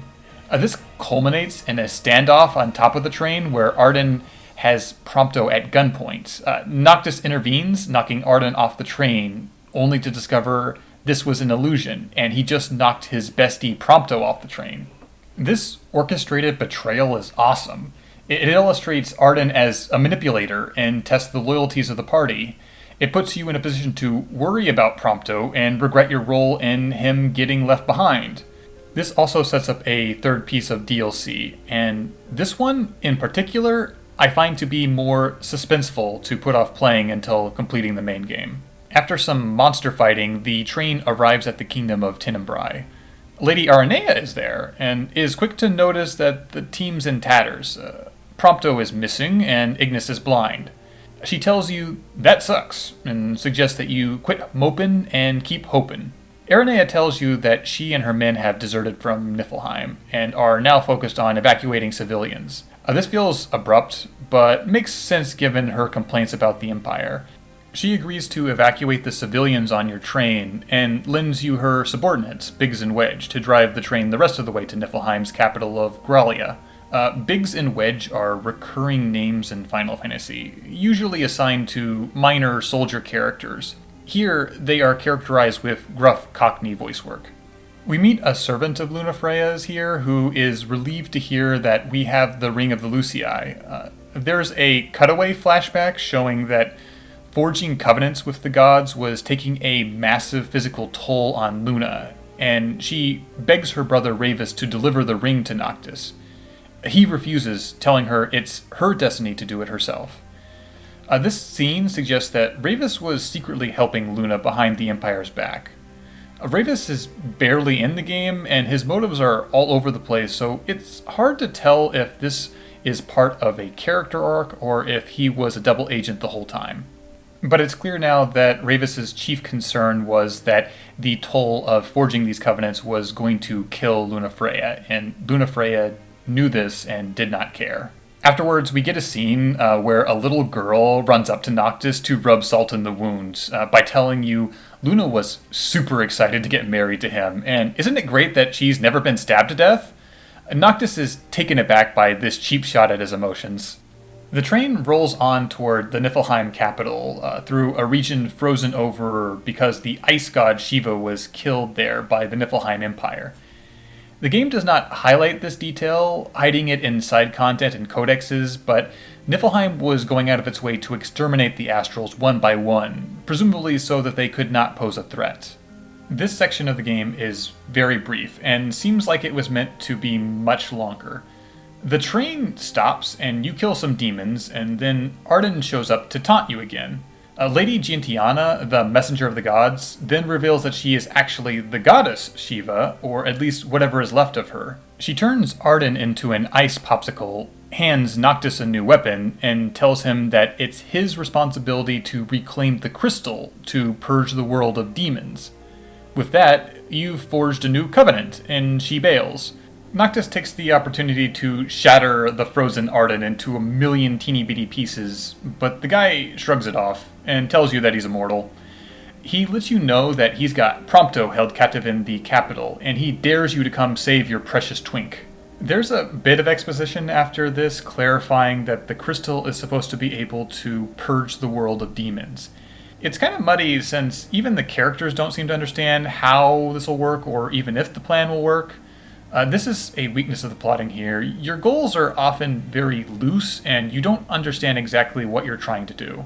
As the team arrives in Gralia, the train gets swarmed by demons, and the boys escape in their cool car.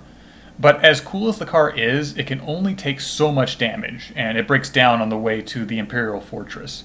Noctis tells the car, "That'll do, pig," and gives it this long, lingering, emotional look to swelling music to tell us what a huge sacrifice it is to lose this cool car. There's flashes of King Regis to connect the car symbolically to the death of Noctis' father. But without that, it's kind of funny that the game invests almost as much emotional weight into the car breaking down as it does to the death of Lunafreya. Noctis gets separated from Ignis and Gladio and is forced to press on into the fortress on his own. Cornered, he is forced to put on his father's ring and use its power to fight back against the swarms of demons hunting him. This section of the game plays out like a soft survival horror as Noctis stealths through a maze of corridors and traps. You're alone, and all the fun gameplay mechanics have been replaced with trying to keep your distance to cast a slow death spell. You can pick up documents that explain that Niflheim was suffering from mass disappearances that coincided with the resurgence of demons. An infectious disease was turning people into demons, escalating until the whole capital was overrun. This section of the game is miserable by design. People either appreciated the atmosphere of it or hated how much of a slog it was. It was later patched to be less miserable, with a buff to your movement speed and making your ring spells more effective. I'm in the camp of people who like this section for being moody, even if it's pointedly not fun. This is an emotional low point for Noctis, and confronting the scale of his destiny and taking responsibility to fix it should be a struggle. An optional section called Second Verse was added to see this level from Ignis and Gladiolus' perspective, which features standard combat. Ardyn allows them to use their normal weapons and leaves breadcrumb clues about what happened in the form of security footage. There's a recorded scene of Ravis confronting a demons-possessed Niflheim emperor about what has happened in Elticia. The Emperor attacks Ravis and knocks him into a pit, where Ardyn kills him and scatters collectible lore documents around his corpse. I can only hope someone does the same for me when I die. This sequence culminates when Ignis and Gladio have a boss fight with the Emperor, who has now fully transformed into a demon, who is very possessive of the crystal. Regardless of which perspective you take, Noctis is reunited with his friends when they save him from a death trap. Not long after, they find Prompto locked up in a cell. The last time we saw him, Noctis was attacking him, so there's this heavy insecurity between them, but Prompto had faith Noctis would come for him. Shortly after this, they come to a locked door that can only be opened by Niflheim personnel. Prompto drops a bombshell that he can open the door, revealing that he has the same barcode tattoo on his hand as Magitech soldiers do. The implications of this are pretty massive, but this reveal feels rushed. There's no build-up and it's almost immediately brushed aside. The team doesn't give a shit if Prompto was from Niflheim. They trust him. This is a good resolution for the reveal, but it's also resolved before we even have a chance to even process what Prompto is or why he has this tattoo. It's very rushed. The episode Prompto DLC helps to explain this better, but in the base game it feels like a moment loaded with potential which is botched.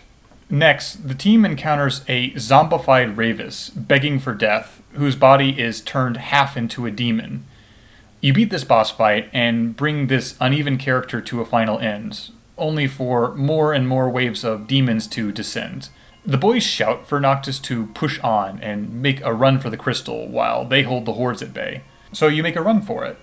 Noctis touches the crystal, begging for it to help him stop the demons.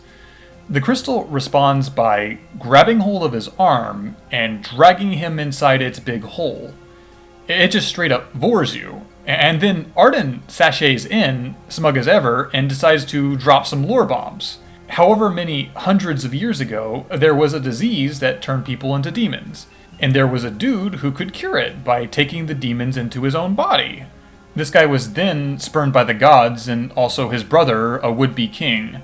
And then, with the biggest shit-eating grin, tells you that he's Noct's ancestral uncle. And he wants Noctis to absorb the crystal's power because he wants to fight Noctis at his most powerful, and then end the royal bloodline once and for all, and then kill all the gods. This is all super juicy gossip, but it's delivered verbally all in one go while you're trying to come to grips with the fact that a crystal is eating you. This is the ultimate explanation for why Ardyn was actively helping you throughout the game. He wants you to fulfill your destiny, so that he can spite divine providence by beating you anyway. Which is a bad plan if you want to win, but it makes perfect sense for a character who's acting out of pride. Noctis finds himself floating in a cosmic void existing inside the crystal, where he meets the leader of the gods, a buff dragon man named Bahamut. Bahamut tells Noct that he's gotta hang out in the crystal until the ring fills up with every last drop of its special light, which will take, give or take, 10 years. Once that's done, Noctis needs to go cast a big spell on his dad's throne, which will banish all the darkness and demons from the world. This spell will kill him, but, greater good and all that. So, 10 years pass, and Noctis wakes up on an island prison with 10 years worth of facial hair growth, an entire goatee. He takes a convenient boat that was left behind, and he finds the port town of Golden Quay depopulated and swarming with demons, and the world blanketed in an eternal night. You encounter Talcott, who was a child last time you saw him, but now is a grown man. He gives you a lift and a huge exposition dump on how the world has changed since you've been gone. Essentially, the whole world is holed up in Lestalem since their generator can produce light strong enough to repel the demons. Every named character has survived and is actively working to help the survival effort, with your boys working as demon hunters. Ignis has apparently become the superhero Daredevil since his blindness failed to impair his ability to become a legendary demon slayer. Peering out the window of Talcott's pickup truck, you can see high-level demons everywhere. Scraps of optional lore here reveal that the cause of the demons is a microscopic parasite which is repelled by light. It physically infects people, physically transforms them into demons, and causes them to emit a miasma that blocks sunlight in the atmosphere. These details are super easy to skip if you're pushing to finish the game. You regroup with your bros at the auto repair shop where you started the game, and then you return to the ruins of Insomnia. In the launch version, the game cuts to you walking right into the front courtyard to cue a big boss fight. In the Royal and Windows editions of the game, Insomnia is its own massive dungeon, where you work to bring down a force field around the Citadel. It's actually one of the best dungeons in the game, and walking around the ruins of the city helps to illustrate what's been lost. At the front door of the Citadel, Ardyn sicks the last of the 6 gods on you. Ifrit, the fire god, has been made into a demon. There's a lot of background lore to this character that is easy to miss.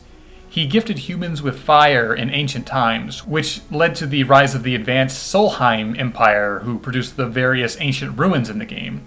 But Ifrit became enraged by humans misusing their power, and decided to destroy them, forcing the other 5 gods to intervene. Ifrit was killed, but as in the case of Shiva, killing a god doesn't seem to stick in the conventional sense. What's tragic is that Shiva and Ifrit were apparently a couple, and she is the one who comes to help you deliver the final blow in this boss fight. In the expanded Royal version of the game, there is more lead up to the final confrontation with Ardyn in the form of fighting the Old Wall, the giant animated statues of the old kings. They've been demonified by Ardyn, and they are presented as a boss rush here. In the standard edition, you cut straight to the confrontation in the throne room. Ardyn incapacitates your friends with a gesture, and Noctis fights Ardyn one-on-one in an escalating anime fight into the skies above the Citadel.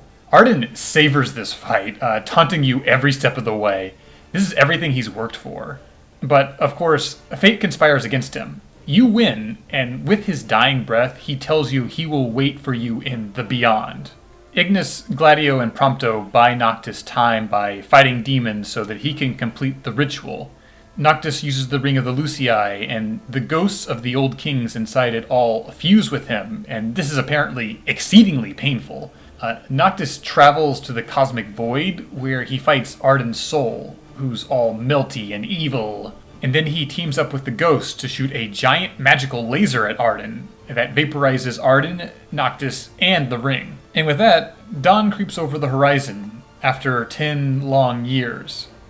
This unnatural darkness is expunged from the world, and we are visited with a dreamlike vision of Noctis and Lunafreya reunited in death, in their wedding attire, as the main theme of Final Fantasy swells in the background. This ending hits home on an aesthetic level, even if it doesn't fully work as well as it should in terms of narrative construction. It feels good. It's a nice send-off to the whole franchise in the event that we never get a Final Fantasy XVI. So now that we're through the main game, let's talk about the DLC. There's 3 chunks, where the characters separate from the main party, and each one of these is a chance for the game to fill some holes in the story. But the first piece, Episode Gladiolus, is fairly tepid. After Ravis physically dominated Gladio with his robo-arm, Gladio started doubting his worthiness to act as a bodyguard to the king. So he stops guarding Noctis to go on a side quest. He joins up with Kor, a veteran of the King's Guard, to go after Gilgamesh. Gilgamesh is a recurring character in the greater Final Fantasy setting, but in this entry, he is a high-level demon who has infamously killed anyone who has come through his cave, except for Kor. Going through this cave is a pretty suicidal way for Gladio to prove himself to himself. But he pulls it off, and I guess it's a character arc? Episode Prompto is much meatier. Prompto is wandering an Arctic wasteland after getting knocked off the train by Noctis. He soldiers on for as long as he can before collapsing and being discovered by Magitech troopers. He's brought to a Niflheim research facility, and of course, Ardyn shows up. He gleefully reveals to us that Prompto is the product of Niflheim engineering. This facility was used to experiment on the Star Scourge parasites. The Magitech robo-infantry are actually clones of Niflheim's lead science officer, Vastriel. These clones have been modified with demon cores to make them obedient and tireless since birth. But one of those experiments, Prompto, was stolen away by a Lucian spy while he was an infant. There's no real reason for Ardyn to bring Prompto here except to emotionally torture him. But Ardyn has never been about being an efficient villain. Stirring up drama is kind of his whole shtick. Prompto's barcode tattoo conveniently lets him bypass security doors, but he's been deemed a faulty clone, and the Magitech troops are hunting him.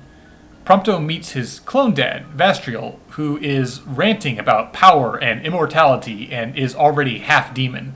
We've technically seen him in Niflheim's cutaways in the main game, but he wasn't really a character until now. Prompto has to kill him, but it doesn't exactly stick. Lady Aranea shows up and helps Prompto escape.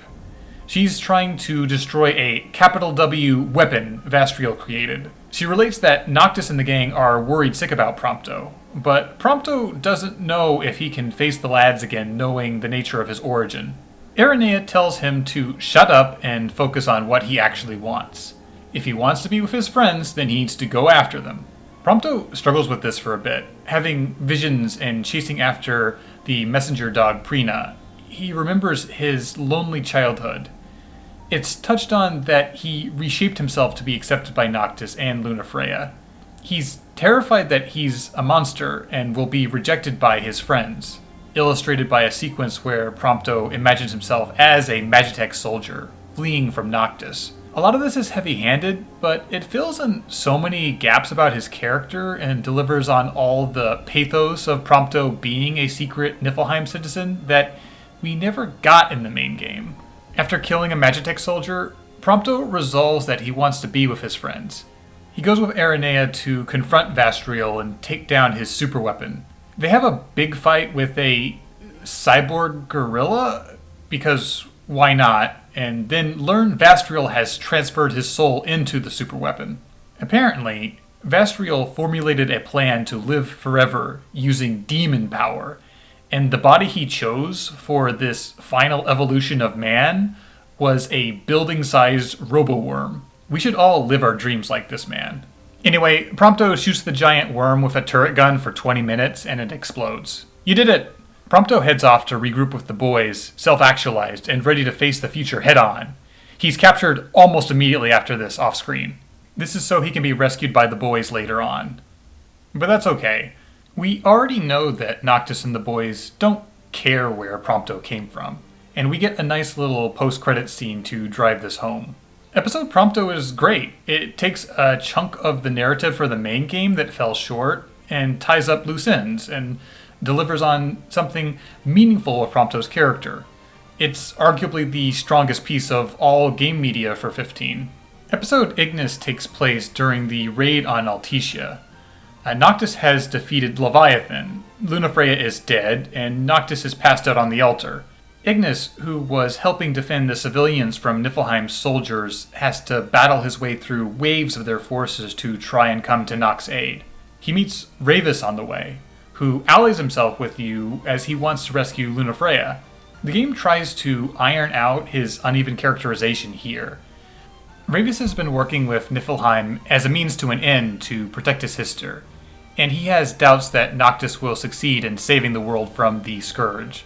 Ravis resents that the gods expect Luna to sacrifice her life for the greater good, and has been desperate to find a way to save her. This clarification of his motives helps to make him a more coherent character, even if his individual choices don't necessarily make sense. The game wants to draw a parallel between Ravis and Ignis. We're reminded that Ravis tried to use the Ring of the Lucii and lost his arm, and we're told that this was because he wanted an alternative to the god's plan to destroy the demons.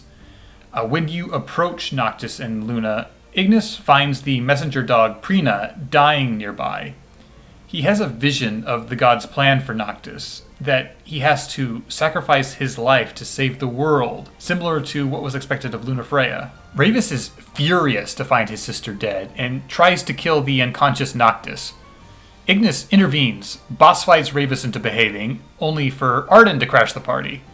Ignis manages to get a hold of the ring by chance, and Ardyn starts to taunt Ignis by threatening the helpless Noctis with a knife. Killing Noctis here doesn't fit Ardyn's plan, he's just being a malicious ham.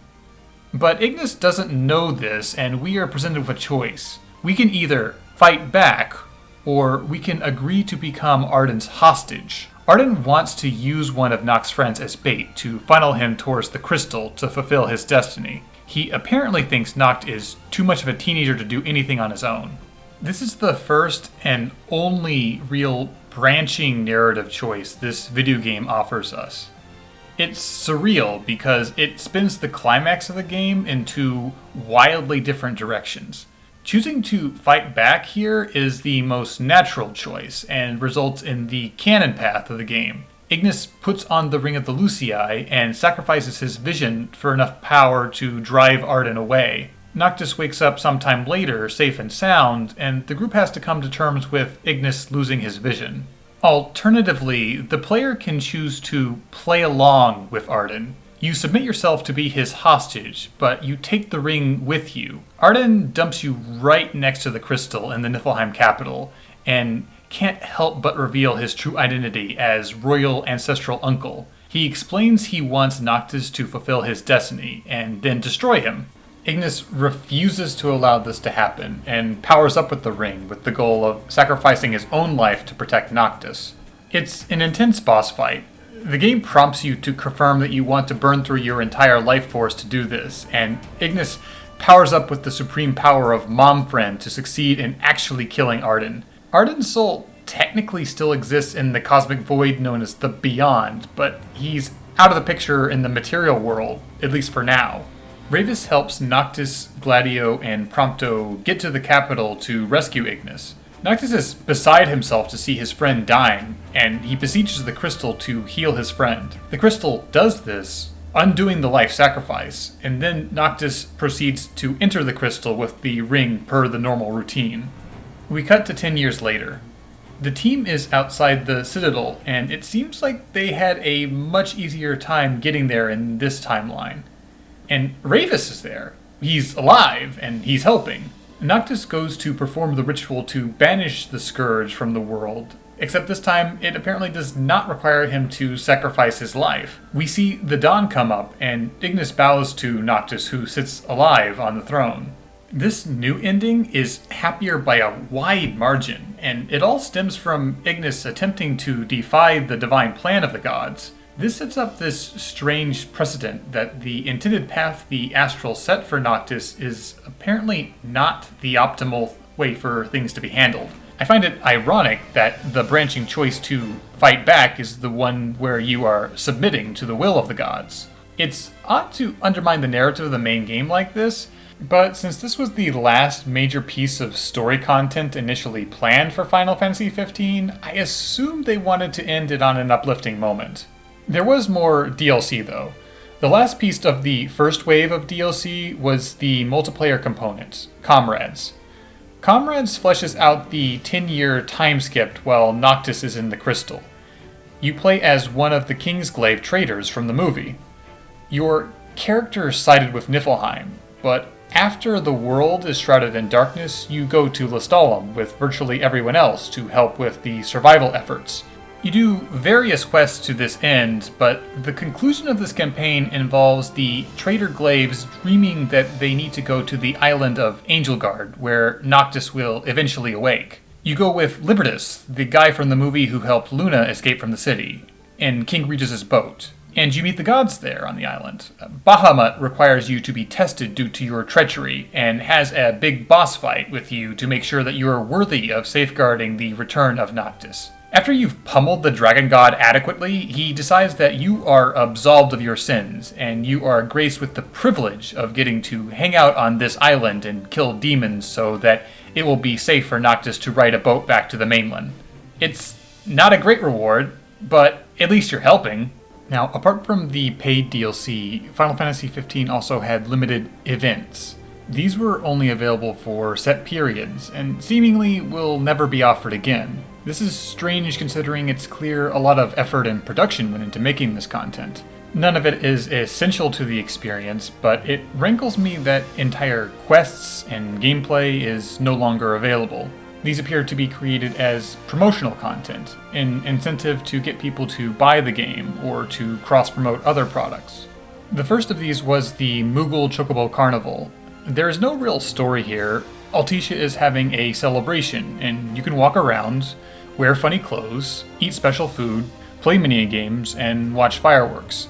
It's notable that you get to hang out with Carbuncle during this section, which might suggest that it's a dream. The other limited event was the Assassin's Festival, which is curious in that it's based on Ubisoft's Assassin's Creed franchise.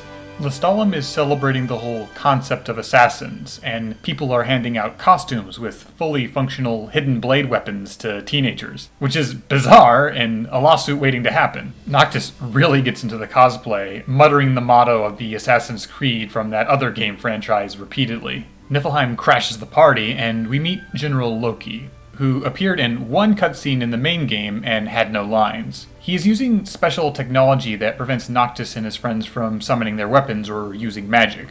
This tech seems like a game changer that would allow the Empire to steamroll Noctis, but it's only utilized here in what amounts to a filler episode plot. The real reason this tech exists is so the gameplay can force Noctis to do stealth kill takedowns to mimic the gameplay of Assassin's Creed. Once you break the machine blocking your magic, you boss fight Loki in a Magitech mech suit, and he explodes.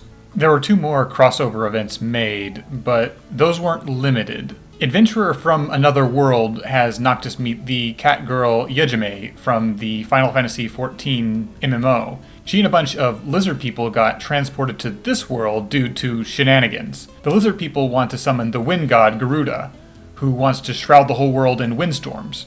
Garuda is framed as being a messenger of the gods in this world, but also exists in the world of Final Fantasy XIV. You boss fight the god into deciding to help you, and the cat girl decides to hang around selling you special items before returning to her own world. Close Encounters of the Terra Kind cross-promotes the Terra Battle line of mobile phone games developed by Final Fantasy creator Hironobu Sachiguchi. Noctis steps on a warp pad that teleports him to the world of Terra Battle, where his cell phone is immediately stolen by cute little aliens. He meets a girl, Sarah, and talks to a tree, who talks Noctis into helping Sarah fight a monster called the Eroder. It's a short quest that gives you a quick taste of another franchise setting. It really has no bearing on Final Fantasy XV beyond Sarah telling Noctis to be honest with his friends about how much they mean to him. There are actually an aggressive number of titles where Noctis did guest crossover appearances, many of them being mobile phone games. Some of the big-ticket crossovers included Noctis being playable in a Tekken game, showing up in Final Fantasy XIV, and Dissidia NT, Itadaki Street, and the Regalia car was available in Forza 3 and 4. Square Enix seemed to want to push 15 hard, and to use 15 to push other properties as much as possible. There were also some mobile game tie-ins with the Final Fantasy XV universe made. King's Knight, Wrath of the Dragon is a mobile game the characters play in-universe, and was also available to play in real life. It's a deep-cut reference to the NES game King's Knight, which was made before Final Fantasy ever existed. It's this top-down shooter with fantasy theming. The NES game was notoriously bad, so this attempt to revive the brand is odd. The app discontinued service less than a year after launching. Another in-universe game was Justice Monster 5, which was a pinball machine that framed a number of the in-game demon creatures as a Sentai hero team. This idea was cute, but the standalone app of the game flopped pretty hard. The last app for 15 was A New Empire, which was a freemium pay-to-win city builder where Noctis and the gang need to build up the kingdom of Insomnia. The game is explicitly non-canonical and has very little in the way of story. Ads for the game stunningly misrepresented what the gameplay was like. There's not much to say about this title other than the whole scenario of Noctis rebuilding his kingdom might actually have some basis in the text, given the introduction of alternate timelines. An interesting footnote when it comes to alternate timelines is the Omen trailer for the main game. It was made to celebrate the launch of the game, but it's interesting because it depicts Noctis attempting the journey to meet Lunafreya solo. He chases after Prina and fights his way through the Niflheim Empire. Prina turns black and demonic, and Noctis attacks Lunafreya as if possessed. The funniest thing about this trailer out of context is that Noctis crashes his car because he sees a cute dog on the side of the road. The imagery for this trailer is bizarre given how the actual plot of the game plays out. It seemingly uses ideas from Versus 13 that were scrapped. Chunks of this trailer were repurposed for a nightmare that Noctis has halfway through the main game. Unless we interpret this trailer as being a different timeline, it's most likely just an artifact of the strange production cycle the game had. The Dawn trailer is also notable for including CGI of King Regis and Noctis in a more domestic setting. This trailer was notable for establishing even this early on that Regis was aware of the plans of the gods. There are other trailers that depict unique CGI as well, but I think that all of the other trailers are closer to the lost vision of whatever Versus 13 would have been. Monster of the Deep is a VR fishing simulator that takes place in the setting of Final Fantasy XV. It doesn't really have any story significance at all. You just play as a hunter who is trying to capture demon fish for bounties. You get to hang out with Noctis and the gang, but it doesn't really culminate to much apart from you capturing the aforementioned fish. The only footnote to the plot that I think might be interesting is that it's in passing mentioned that there is a provisional government over Insomnia after its fall. The last major standalone game release I want to talk about is Final Fantasy XV Pocket Edition. It was a simplified version of the game which could present the game's story on platforms that were less powerful than the PlayStation 4. One thing I like about this version of the game is that it's more linear and focused in its narrative presentation. But since it follows Final Fantasy XV beat for beat in the main plot, it doesn't really reveal anything groundbreaking about the story. The nice thing about it is that it cuts the load times down and is much quicker to play and finish. The downside is that the visual presentation is actually a really big part of the main game's experience. And what most people like best about 15 is the open world, which is absent here. One more digression. In addition to the Windows port of the main game, there was also a port to Windows Stadia. The Stadia release is unique because it has a challenge mode. These challenges are some quick and dirty mini-games that were thrown together at the last minute, which include vehicle challenges with hilariously broken physics, and one that lets Noctis fight some monsters which are otherwise exclusive to the Comrades mode. So after all this other stuff came out, we got a big announcement. There would be a second round of DLC. Ardyn, Aranea, and Lunafreya and Noctis would each get their own episode to continue the story.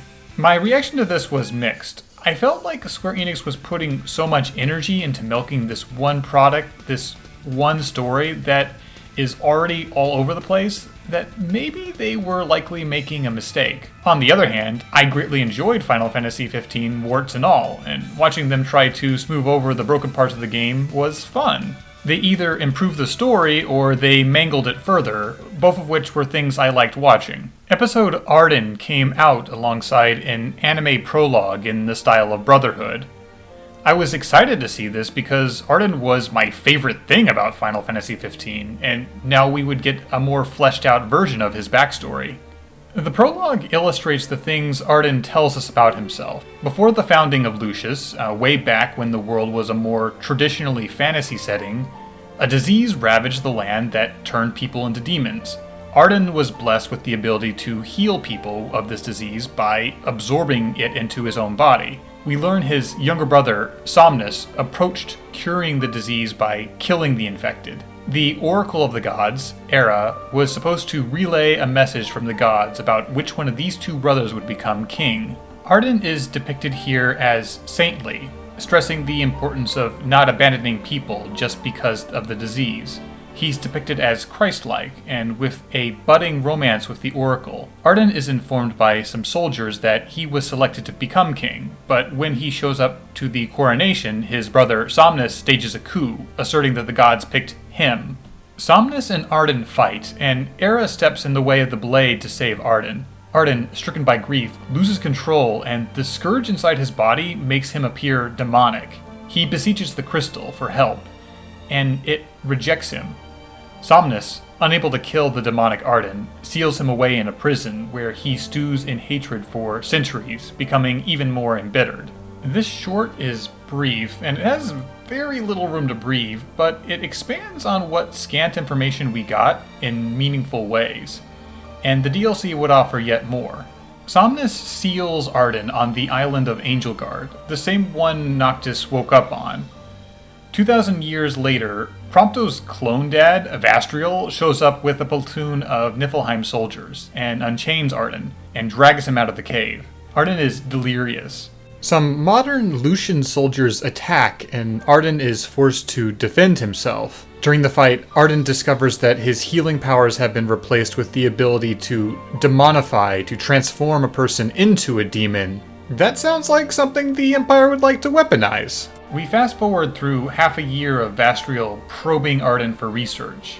He invites Ardyn to an evening of dinner and exposition, and offers him a chance to avenge himself against the kingdom of Lucius. Ardyn is lethargic here, having no interest in the food or in the concept of revenge. And I feel like this is a missed opportunity.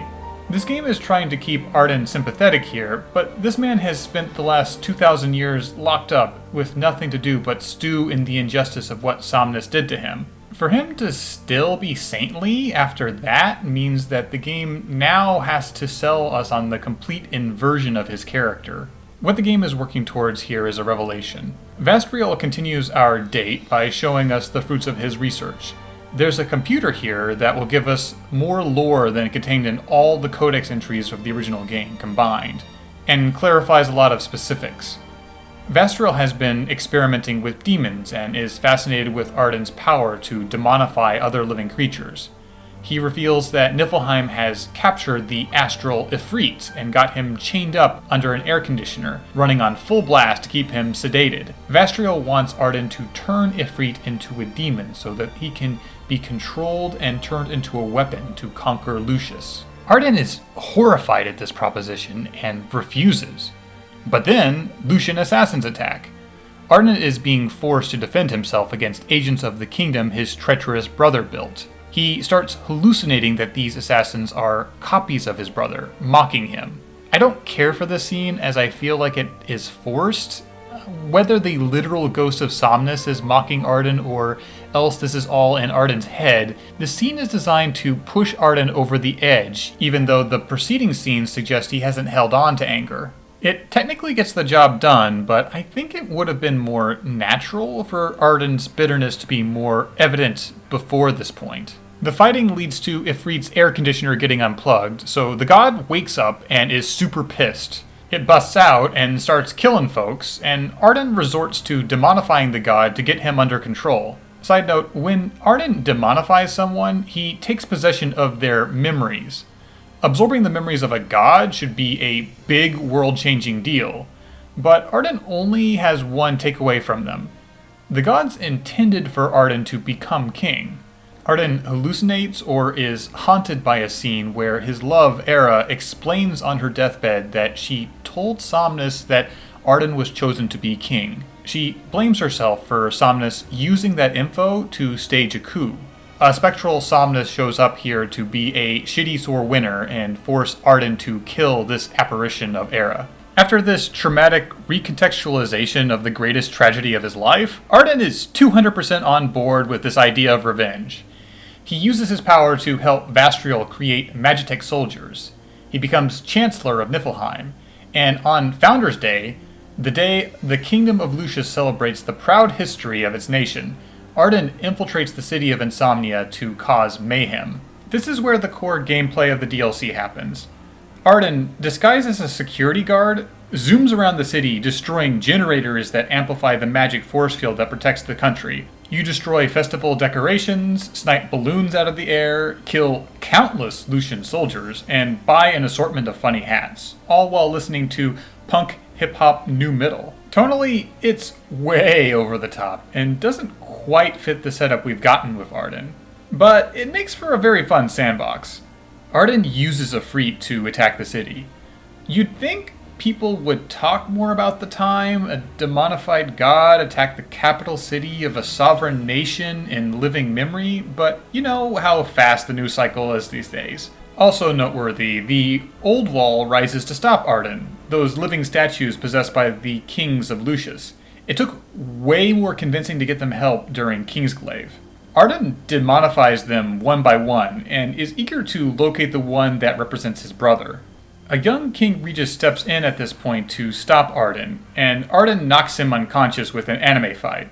So Somnus steps up to fight Ardyn, using a building-sized stone statue.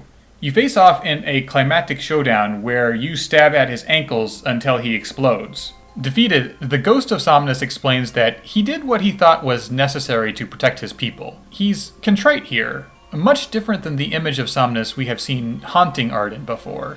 He asks for forgiveness and understanding. Ardyn can't help but be salty about Somnus pretending that he took the high road after his betrayal. Somnus fades away, leaving Ardyn with no one to take his anger out on except for the helpless ruling king of Lucius, Regis. Before Ardyn can deliver the killing blow, Bahamut shows up to tell him no. Regis needs to live so that Noctis can be born and ultimately fight Ardyn for the salvation of the world. Bahamut tells us the divine plan is for Ardyn to spread darkness across the entire world to accommodate this battle. All of Ardyn's suffering has been orchestrated by the gods to motivate him to do this. This reveal that the gods are manipulating Ardyn to set up a battle between light and darkness is a big deal. It throws the motivations of the gods into question. In the main game, the Astrals could be indifferent to humans. Leviathan seem to hold them in contempt, and both she and Titan require you to battle them to prove you are worthy of their help. But Shiva actively helps you, and Bahamut appeared to lead a plan that would sacrifice Noctis for the greater good. Here, Bahamut is instructing Ardyn to spread the Star Scourge disease. He is ordering Ardyn to exasperate the problem the divine plan is designed to fix. This leaves us with a big mystery of why the gods are doing any of this. The DLC ends on a choice. You can submit yourself to the divine plan and agree to cooperate, or else you can resist the fate assigned to you. The result of this choice is functionally the same. If you submit, Ardyn spreads darkness through the world knowing he will be sacrificed, but still takes his anger out on the world for being victimized by fate. If you resist, Bahamut tortures you for a bit. He conjures a vision of Era to stab Noctis with the Oracle's trident. He tells Ardyn that even if he succeeds in stopping the divine plan, all this will accomplish is an eternal life of misery in a doomed world. Ardyn wakes up on Angelguard Island after this and resolves to destroy the world and the gods out of spite. The choice here is how you want to reframe Ardyn's actions in the main game. Was he shepherding Noctis through the trials to save the world by the will of the gods? Or was he helping Noctis become powerful so that he could defeat him in a final battle that would satisfy his pride and need for revenge? This room for interpretation of Ardyn's character helps flesh him out and makes him one of my favorite villains of the franchise. Episode Ardyn left us with a lot of intriguing questions about the gods, and I was excited to see how the remaining DLCs would build on those threads. Except that Episode Ardyn was the only piece of the second season of DLC to be released. The director of Final Fantasy XV, Tabata, decided to leave Square Enix, citing a lack of motivation.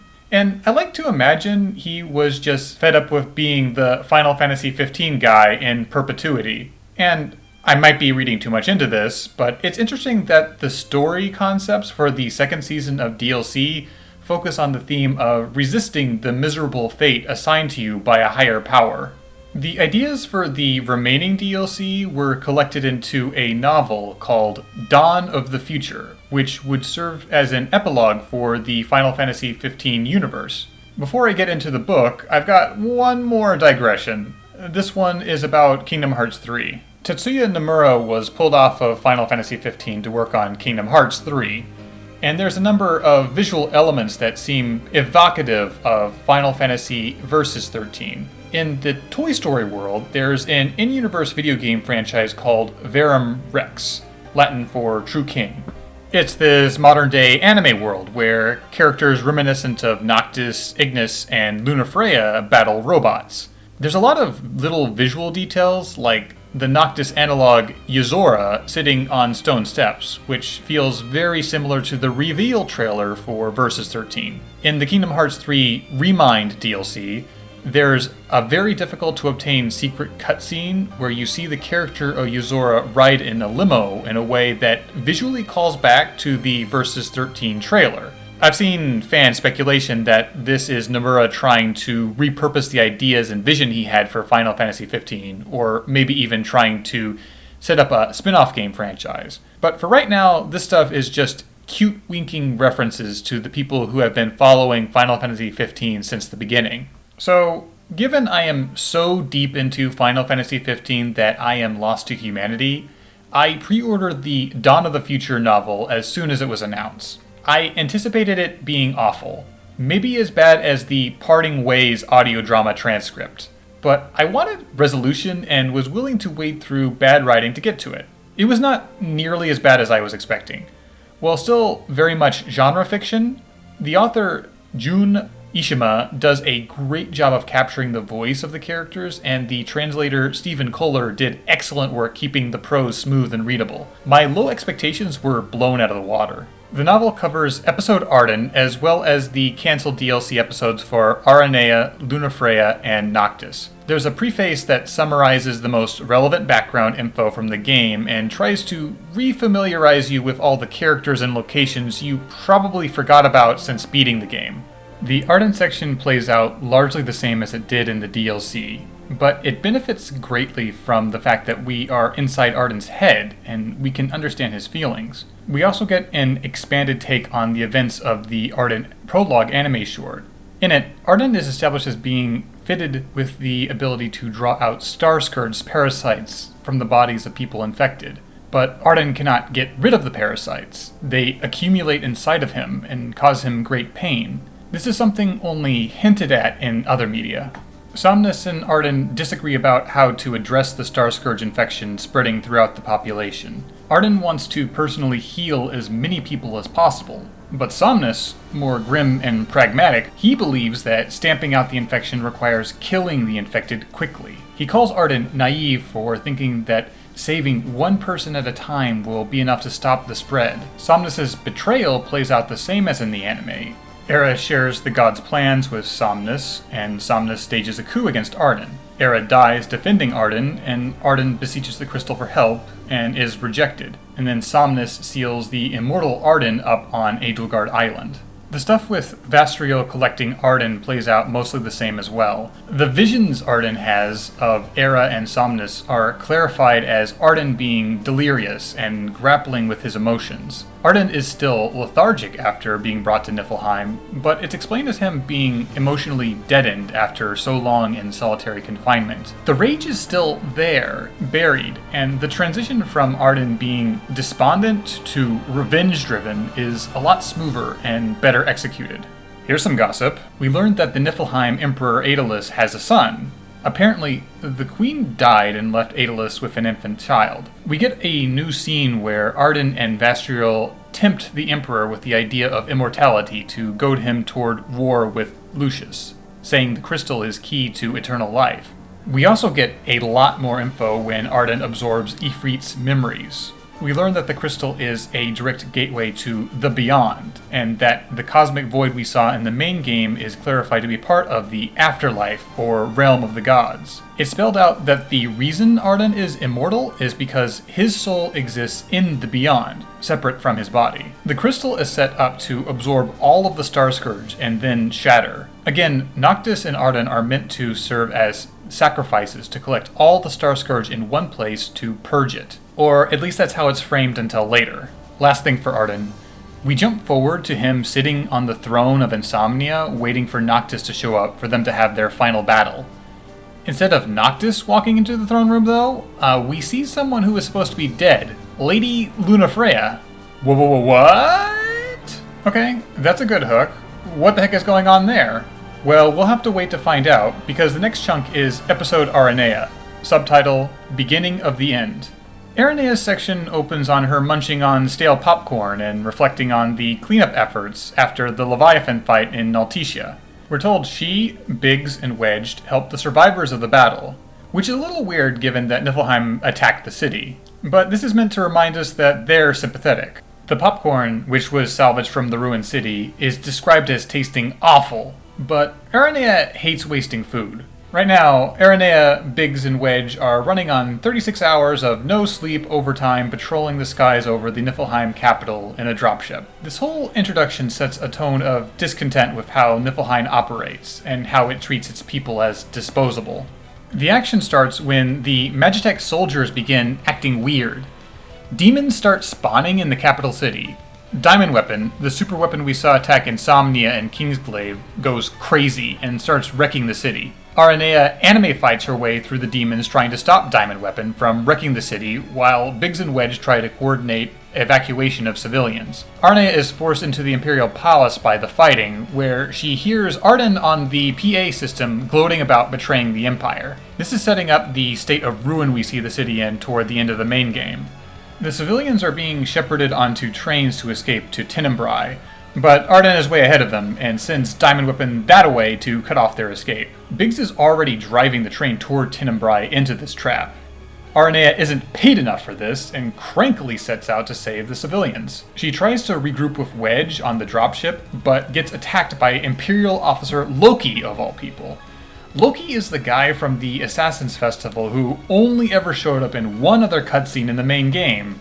And if you actually played the Assassin's Festival and consider it canonical, he exploded at the end of it. Anyway, Loki is being a dumbass and attacking Aranea for desertion, even though the demons attacking the city really ought to be his chief concern. He boss fights Aranea in a big mech, but the attacking demons force the two of them to work together. Loki pops the cockpit of his mech to reveal that he's got a kid with him.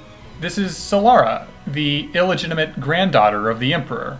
Apparently, Idalus's son grew up to father a child with a low-born woman out of wedlock, only to then die in a military conflict. Idalus secreted this girl away, not wanting to broadcast too loudly that there was an heir to the throne when he was chasing immortality. Loki explains that the Emperor ordered him to get Solara to safety, but he's doing a lousy job of it since he's getting so distracted.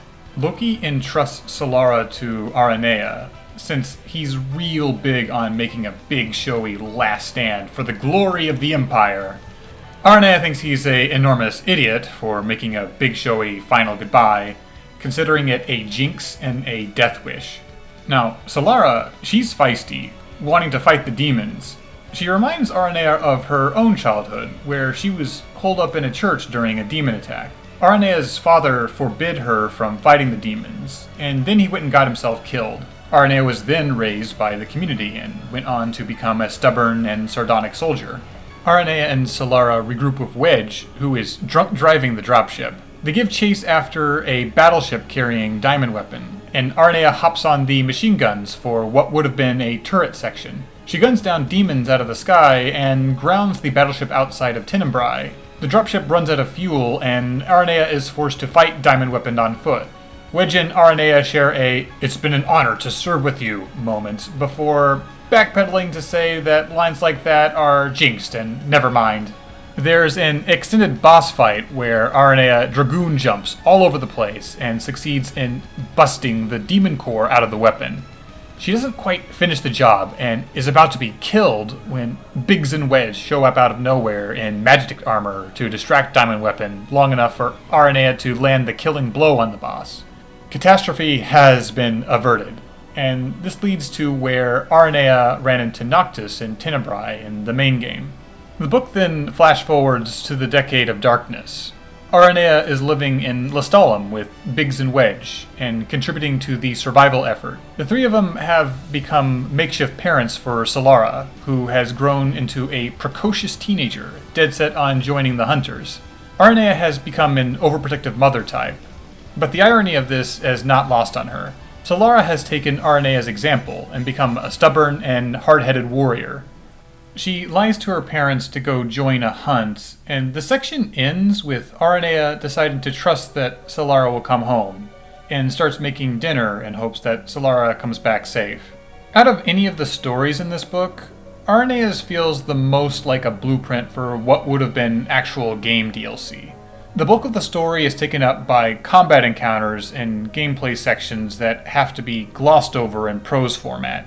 It helps that Aranea was the girl character with the strongest voice in the main game, being tired and cranky and very much done with the world's bullshit at large. I would say that Ardyn's story works better in book format, but it's tragic that we didn't get Aranea's story in game format. Lady Lunafreya is the subject of the third section, and the subtitle is Choosing Freedom. Episode Lunafreya opens on a fever dream recap of the events leading up to her death. Very much the prose version of something like a Kingdom Hearts opening, where we get lots of swirling imagery and the impression of her and Noctis being separated. She wakes up in a weird tomb underground. She's as confused as we are about how she's alive. There's some survival horror elements here as she is being chased by a death gaze demon, who is described much like a Grim Reaper. She stumbles across a handy newspaper which talks about how Noctis went missing 3 years ago, which does not put her mind at ease at all. The Death Gaze demon does enough structural damage to the tomb that the whole place collapses on top of it as Lunafreya escapes. On the surface, Luna discovers that she's in the Eternal Night post-apocalypse. She's given like a minute to reel at the implications of this before the Death Gaze explodes out of the ground to continue the chase, like Nemesis from Resident Evil.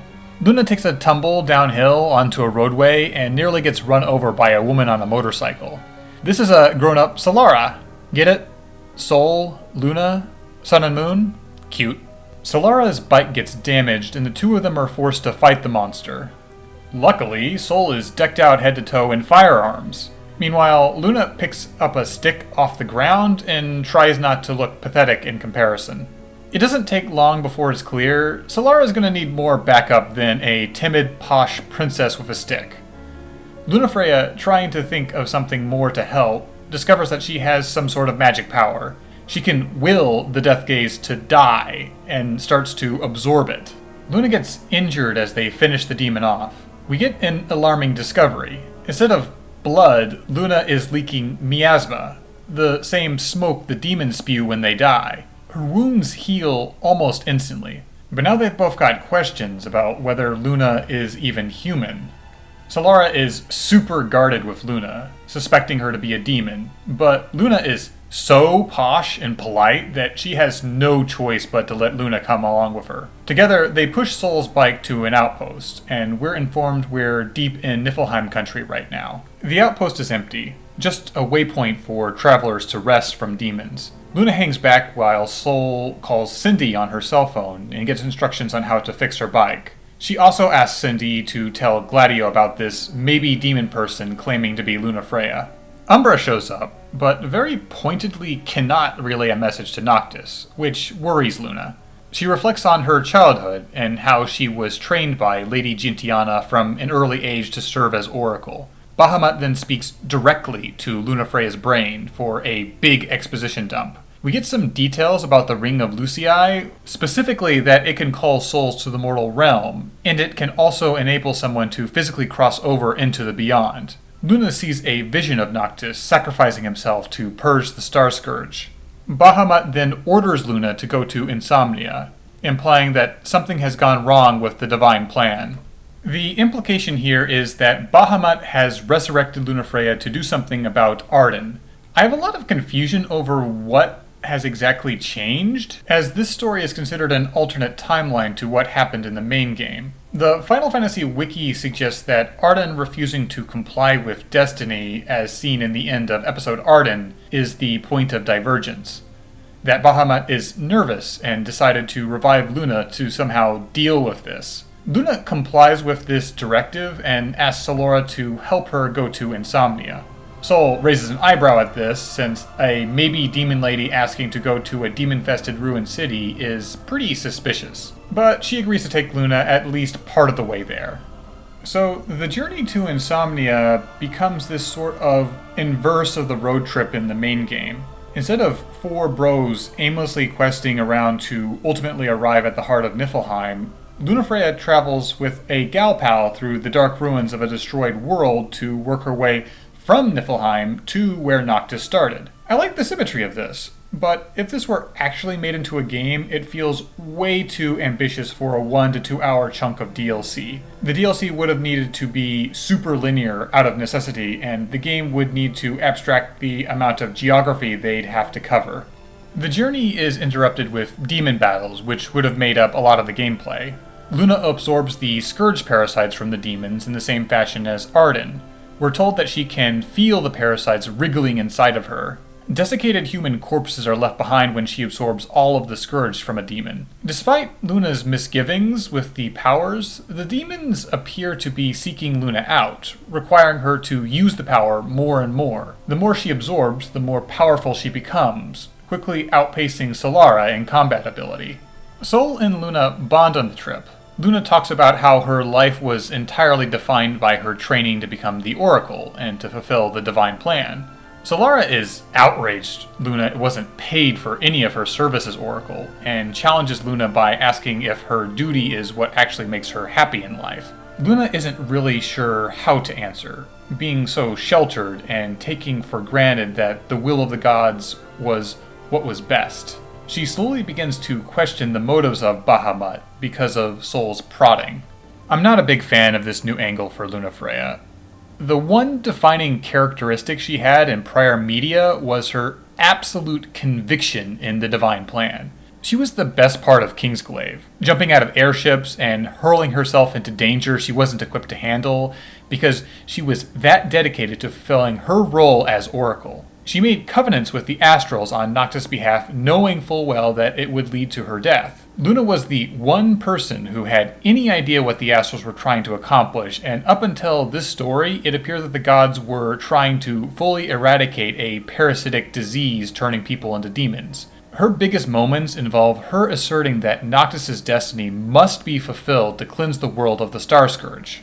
But now, Solara is asking some pretty basic questions about why Lunafreya is doing any of this, and it is building to a crisis of faith. These are the sort of questions Ravis would have already posed to her.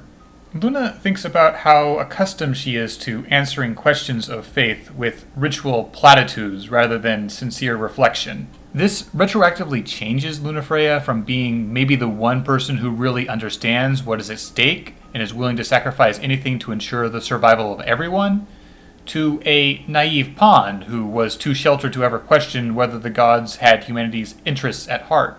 This is necessary for the climax the book is working toward, but I just dislike how it ruins the things I liked best about the character of Lunafreya. Sol is very critical of religion because of the tragedy of her childhood. She talks about how the gods never intervened to help, and that Niflheim's faith in the Emperor was misplaced. Sol pushes Luna to be more self-reliant, and there's an echo here of Aranea pushing Prompto to chase what he truly wants. Luna dreams about Gentiana. She acts silent, weird, and mute, and Bahamut's swords separate her from Luna. It's clear Bahamut isn't trustworthy. Sol's storyline, meanwhile, focuses on her feeling guilty about lying to Aranea to go off demon hunting against her wishes. She calls home and talks to Biggs, who tells us that Aranea is involved in some sort of operation at some ruins nearby. Biggs tries to hide it, but it's clear Aranea is in danger, and Sol is worried. Solara and Luna decide to make a detour to go to these ruins. There's some fluffy domestic scenes where it's established Luna is better at cooking and Sol is better at card games.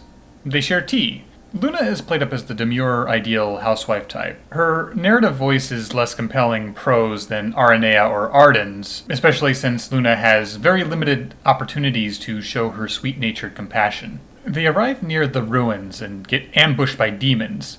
After the fighting, it becomes clear that absorbing the scourge is taking a serious toll on Luna.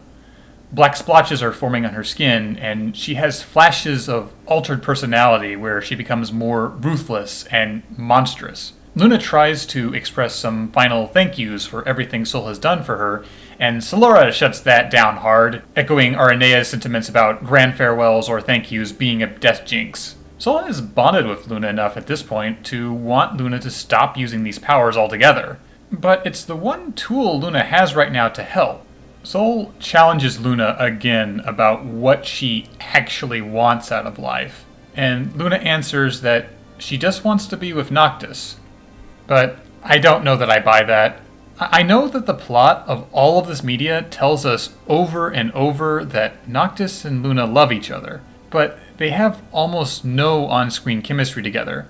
Out of the handful of conversations we see between Noctis and Luna, they are each framed in terms of the importance of Noctis fulfilling his destiny. My headcanon was that Luna loved Noctis because that was the divine plan. The arranged marriage was less about a genuine relationship connection and more about a duty that she owed to the gods for the greater good. But I don't think that's the story Final Fantasy XV wants to tell. I think it wants to tell a story where two lovers are tragically separated, and we are meant to fixate on a romantic longing to be reunited. Which is fine, but I can't help but notice that Solara and Lunafreya have way more chemistry on the page than Luna and Noctis ever had in any piece of Final Fantasy XV. I would more readily ship that. So they roll up to the ruins of a temple that once served as a place of communion with the gods. Luna used to train here. They get Biggs on the phone, who admits that Aranea is cornered by a Magitech monster called Sapphire Weapon in the bowels of the temple. Biggs and Wedge are on orders from Aranea to seal the entrance to keep the weapon from escaping. Sol and Luna argue about whether Luna should come to help, given the risk of her using her powers. Luna doesn't care, so Sol fesses up and admits to technically being the heir to the empire that conquered Luna's homeland and destroyed Insomnia. Luna still doesn't care. They're saving Sol's mom, and that's final. They take a side entrance to the temple to bypass Biggs and Wedge and enter an explicitly forbidden network of caves. The fact that they were forbidden in this holy place adds to the idea that not everything with the gods is as it seems. Luna runs into a statue of the first oracle, Era, and Era's crying ghost shows up to give Luna the too long didn't read of what happened to Ardyn. It really feels like that's something the gods should have told Luna about already, but whatever. Side note, there's a pit here, and it contains the weapons of the summon monster Odin. Odin is noted here to be one of the messengers of the gods, but he was killed some time back. There's not much reason to mention this except that Odin is a relatively popular summon entity who went unmentioned in the universe of 15 until now. We get some new lore details here also. Apparently, way back, Bahamut got fed up with all the wars and fighting going on and decided to destroy the whole planet. But the other gods banded together to stop this from happening. This expended the energy of the gods and they went dormant for thousands of years. This is a pretty radical reframing of Bahamut, who helped when Ifrit went rogue and tried to destroy humans for starting wars in a similar fashion. Before, Bahamut was inscrutable. Now he's spelled out as evil. Sol and Luna run into Biggs and Wedge. Luna has to bluff to get past them, but I'm not sure why it's described that way since what it amounts to is her being assertive about wanting to save Aranea. Once inside, we get a big boss fight with Sapphire Weapon. Insert whatever you imagine to be fun boss fight gameplay here. Anyway, Sol and Luna find Aranea on the ground. She's infected with Scourge. Luna uses her powers to keep Aranea from turning into a demon. She succeeds, but this pushes Luna over the edge, and she starts turning monstrous. Aranea just woke up and is confused and tries to kill Luna, but Solara intervenes. She's your friend? Weird, but okay. Aranea, Biggs and Wedge, and Solara take Luna in a dropship to Lestallum. Luna gets chained up in one of the hotel rooms there while Ignis, Gladio, and Core deliberate over what to do about her. Ignis remembers watching Luna disintegrate into light back in Altetia, so no one is really sold on the idea that this is the real Luna Freya. Sol isn't willing to gamble that they're going to let her live, so she resolves to sneak Luna out so that she can complete her journey to Insomnia. Luna is visited by a vision of Gentiana while chained up. She recovers control of herself, and Gentiana delivers some important exposition. Bahamut's plan is to have the Star Scourge gathered into one place so that he can use it to power a spell called Terra Flare. This spell will allow Bahamut to finish what he tried to do before and destroy the planet. Terra Flare is apparently powerful enough that the other gods cannot stop it. This is a massive retcon for the motivation of Bahamut.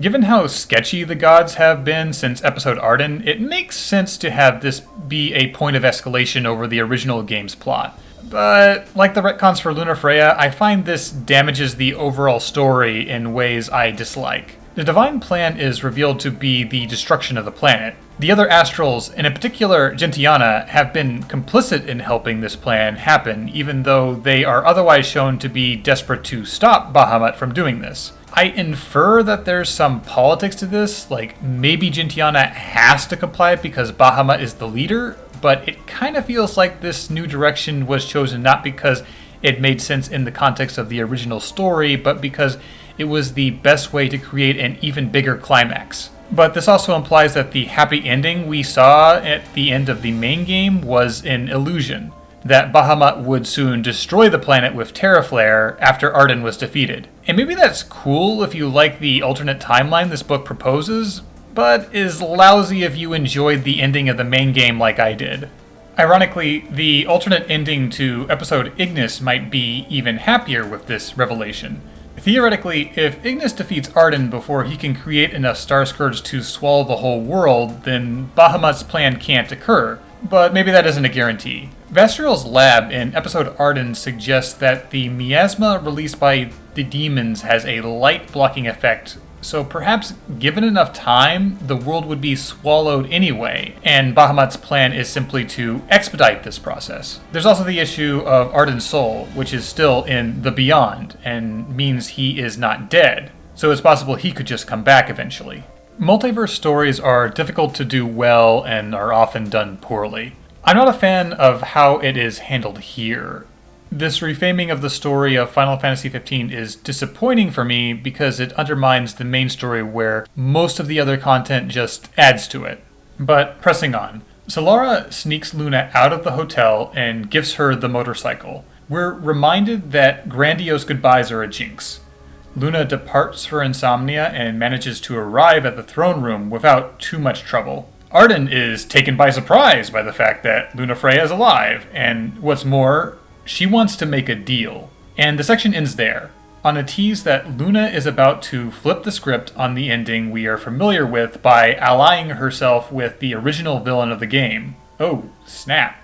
The last story in this book, the very final chunk of Final Fantasy XV, is Episode Noctis, subtitled The Final Glaive. We open on Noctis dreaming in the Beyond during the 10 years it took for the ring to absorb the crystal's power. Bahamut shows Noctis visions of other possible timelines, including familiar images from Versus 13's trailer. Splitting timelines are now an actual plot point in-universe. We get yet another recap of Ardyn's backstory, and the gist of Bahamut's plan laid out again. If you've made it this far, you definitely know all of this already, but I guess we need to go over it again for Noctis. Noct knows he must sacrifice himself on the throne to purge the world of the Star Scourge. The ghost of King Regis shows up, and we learn that King Dad knew how everything would play out, and made a point to set up the road trip with your bros because he wanted Noctis to really be able to enjoy life before the end. Which is as sweet as it is morbid. This confirms a minor motif in tertiary media like the Dawn trailer, which suggests that Regis was aware of the catastrophes ahead and wanted to spare his son the tragedy awaiting him. Noct then wakes up on Angel Guard.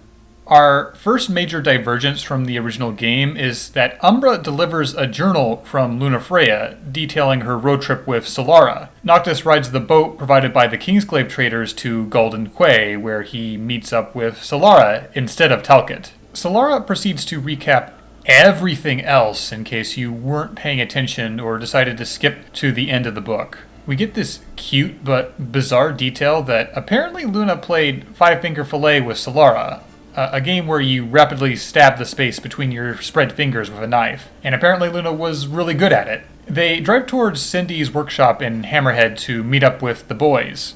Sol apologizes to Noct for Luna turning into a demon to help her mom out. Noctis takes it well, noting that it was in the character of Lunafreya to help like that. He decides to skip meeting the lads and asks Solara to drive him straight to Insomnia, which strikes me as a pretty dumb plan, but he's probably anxious to see Lunafreya. The book cuts to Luna and Ardyn.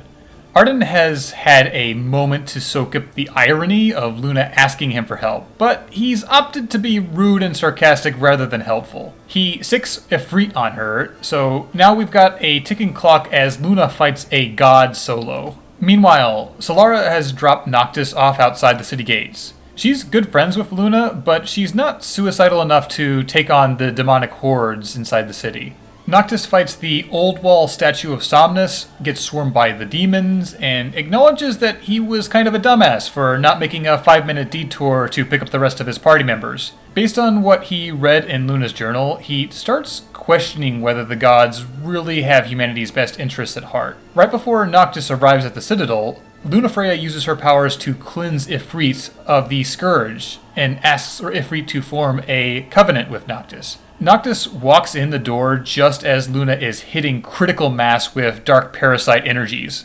Bahamut shows up and throws a giant sword to separate Noct and Luna, then drops the charade and talks about how he's going to cleanse the whole planet of life. Both Ardyn and Noctis get blown outside of the palace, and Bahamut spawns mini Bahamuts made out of Scourge everywhere. To add insult to injury, the dragon god then has the whole citadel float into the sky. So Luna is damseled, and he's got the crystal too. Luna's plan to defeat Bahamut is to make him use but then miss with Terraflare so that it's wasted, and the effort of bothering puts him to sleep for however many thousands of years. Ardyn wasn't satisfied with that idea.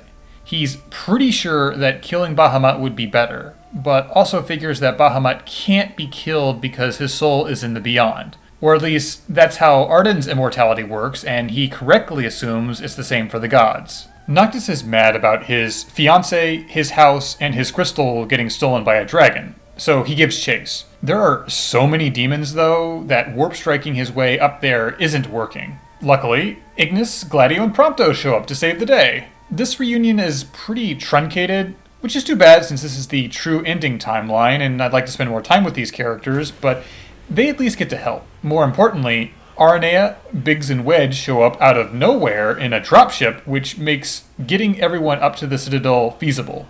The Citadel is floating towards Lestalem, the last bastion of civilization, which is not a good sign. The dropship gets broken, crashing into the Citadel. Noctis tells Aranea and her two stooges to repair the ship quickly so that they can go and tell the people of Lestalem to evacuate. Someone could probably just call Core on their cell phone, but I guess you can only have 4 people in the party at one time, so there needed to be some excuse why Aranea isn't coming with. I'm also concerned that there's nowhere for people to evacuate to, given the world is a demon-infested hellscape. The logic of these plot points is iffy. I'm not clear on how Aranea knew Noctis was in Insomnia and needed help. Maybe Solara told her? Whatever the case, it's nice to see Aranea and her goons contribute. Before Noctis can tackle this remix of the final dungeon, Ardyn shows up. He demands Noctis give him the Ring of the Lucii. They tussle for a bit, as boys do, and Noct manages to wind Ardyn long enough to decide that Ardyn has a good plan, actually, and we should go with that instead. He hands over the ring. The Ghost Kings aren't sold on this plan. But a spectral Somnus decides to vouch for his brother as a form of penance. He killed Ardyn's girlfriend, staged a coup, and erased him from history, so this sounds like an even trade. The plan is that Noctis and crew will kill the physical Bahamut, while Ardyn kills Bahamut's soul. Noct and his boys run up the stairs because the elevators are off the electrical grid, and it's the Shinra building all over again. They reach the top of the citadel where Luna is floating comatose and demonified high in the air. Noctis warp strikes his way up to her, but Bahamut is not having it. He uses the world-ending spell Terra Flare, but the other 5 gods intervene to stop the attack from destroying everything. Okay, so the good news is that Terra Flare sucked all of the demon juice out of Luna, and she's cured now. The bad news is that the friendly gods are crippled now. There is so much Scourge in the world right now that Bahamut can cast Terra Flare more than once, and Noct and Luna are falling. They hit the ground and are knocked unconscious for a minute, and we get a little dream sequence telling us, but not showing us, what the two mean to one another. I don't know. The romance between these two is the one element that consistently flatlines for me, which is too bad because I want to like it. Noctis and Luna wake up, remembering they're in the middle of a final boss fight. Ardyn goes to the throne room and uses the ring to travel to the beyond. He teams up with the Ghost Kings, and together they slay the soul of Bahamut, while Noctis delivers a blow that destroys Bahamut's mask, revealing that he and the Dragon God have the same face. This is an interesting detail. Noctis speculates that Bahamut created both Somnus and himself in his own image, considering them puppets of a sort. My take is that this is the author trying to rationalize what was probably a visual idea that Nomura or one of the other developers wanted to use because it would be very disconcerting for the player to see.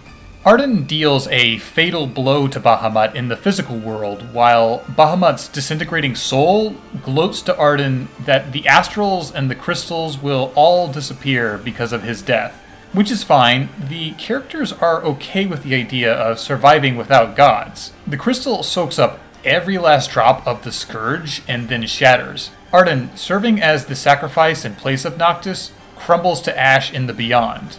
But he is reunited with Era in his final moments. The Citadel starts crashing down to Earth, but it's fine. Titan helps everyone get down safely before he and the other astrals fade out of existence. The gods are dead, the Scourge is gone, and dawn rises. The last moments of the novel is the ghost of King Regis giving an overview about what happened to the world after this. Insomnia was abandoned and left in ruins. Niflheim thawed, no longer chilled by the corpse of Shiva. Altissia is rebuilt. Noctis and Lunafreya finally get married while the specters of Ravus and Regis look on. Regis goes on to thank essentially every named character, including a lot of minor quest givers, for their role in the story. And that's it. That's Final Fantasy XV. The final Glaive manages to be a microcosm of the 15 universe as a whole. A hot mess with a lot of questionable ideas stitched together, but also a lot of fun. I don't know that I would recommend the book as a capstone to the total experience of Final Fantasy XV, though. I am really not a fan of how this true ending implies that the ending of the main game cuts away just before the entire world is destroyed. I understand that the book needed to escalate the conflict over the original game, and there is some pretty compelling stuff with the gods being untrustworthy set up in episode Ardyn that needed to be resolved. But I also feel like that episode Ardyn was a better place to stop. It added a lot of nuance and texture to the story without taking anything away. Episode Aranea fills in a gap in the story that wasn't really needed, but was nice to see. Episode Lunafreya is very conceptually interesting, but I find it weakens Luna's character considerably. Episode Noctis suffers because it has to serve as a capstone for the whole franchise and spends so much time recapping the plot and basically just serves as one big sloppy climax. I do like that Ardyn gets a redemption arc here, but I think I prefer the tragedy of him being dead set on being the villain in the original. It was a bit rough seeing him pivot to saving the world after he was so close to destroying it, but at least he had the justification of getting revenge against the gods. As a whole, Final Fantasy XV is this beautiful but wildly uneven lump that I enjoyed very thoroughly, but can't help but notice every flaw and missed opportunity. I've been talking about it for eons here, and part of why is because Final Fantasy XV is fascinating, in part because of its faults. There's a lot to dissect, and I find that compelling, in and of itself. Anyway, if you, for some reason, listen to this without having actually played the games or any of the related media, maybe consider picking it up. I had a lot of fun with it, and if you go into it with an open mind, I think it's a good time. I would not be able to talk about all of this much unless it meant something to me, and I do think that even though Final Fantasy XV is flawed, that it still had a special something that reminded me why I loved all of the games that came before it. I doubt I'll cover any other media in such exhaustive fashion as I'm doing here, but hopefully you found this enjoyable. I at least enjoyed getting to talk about it.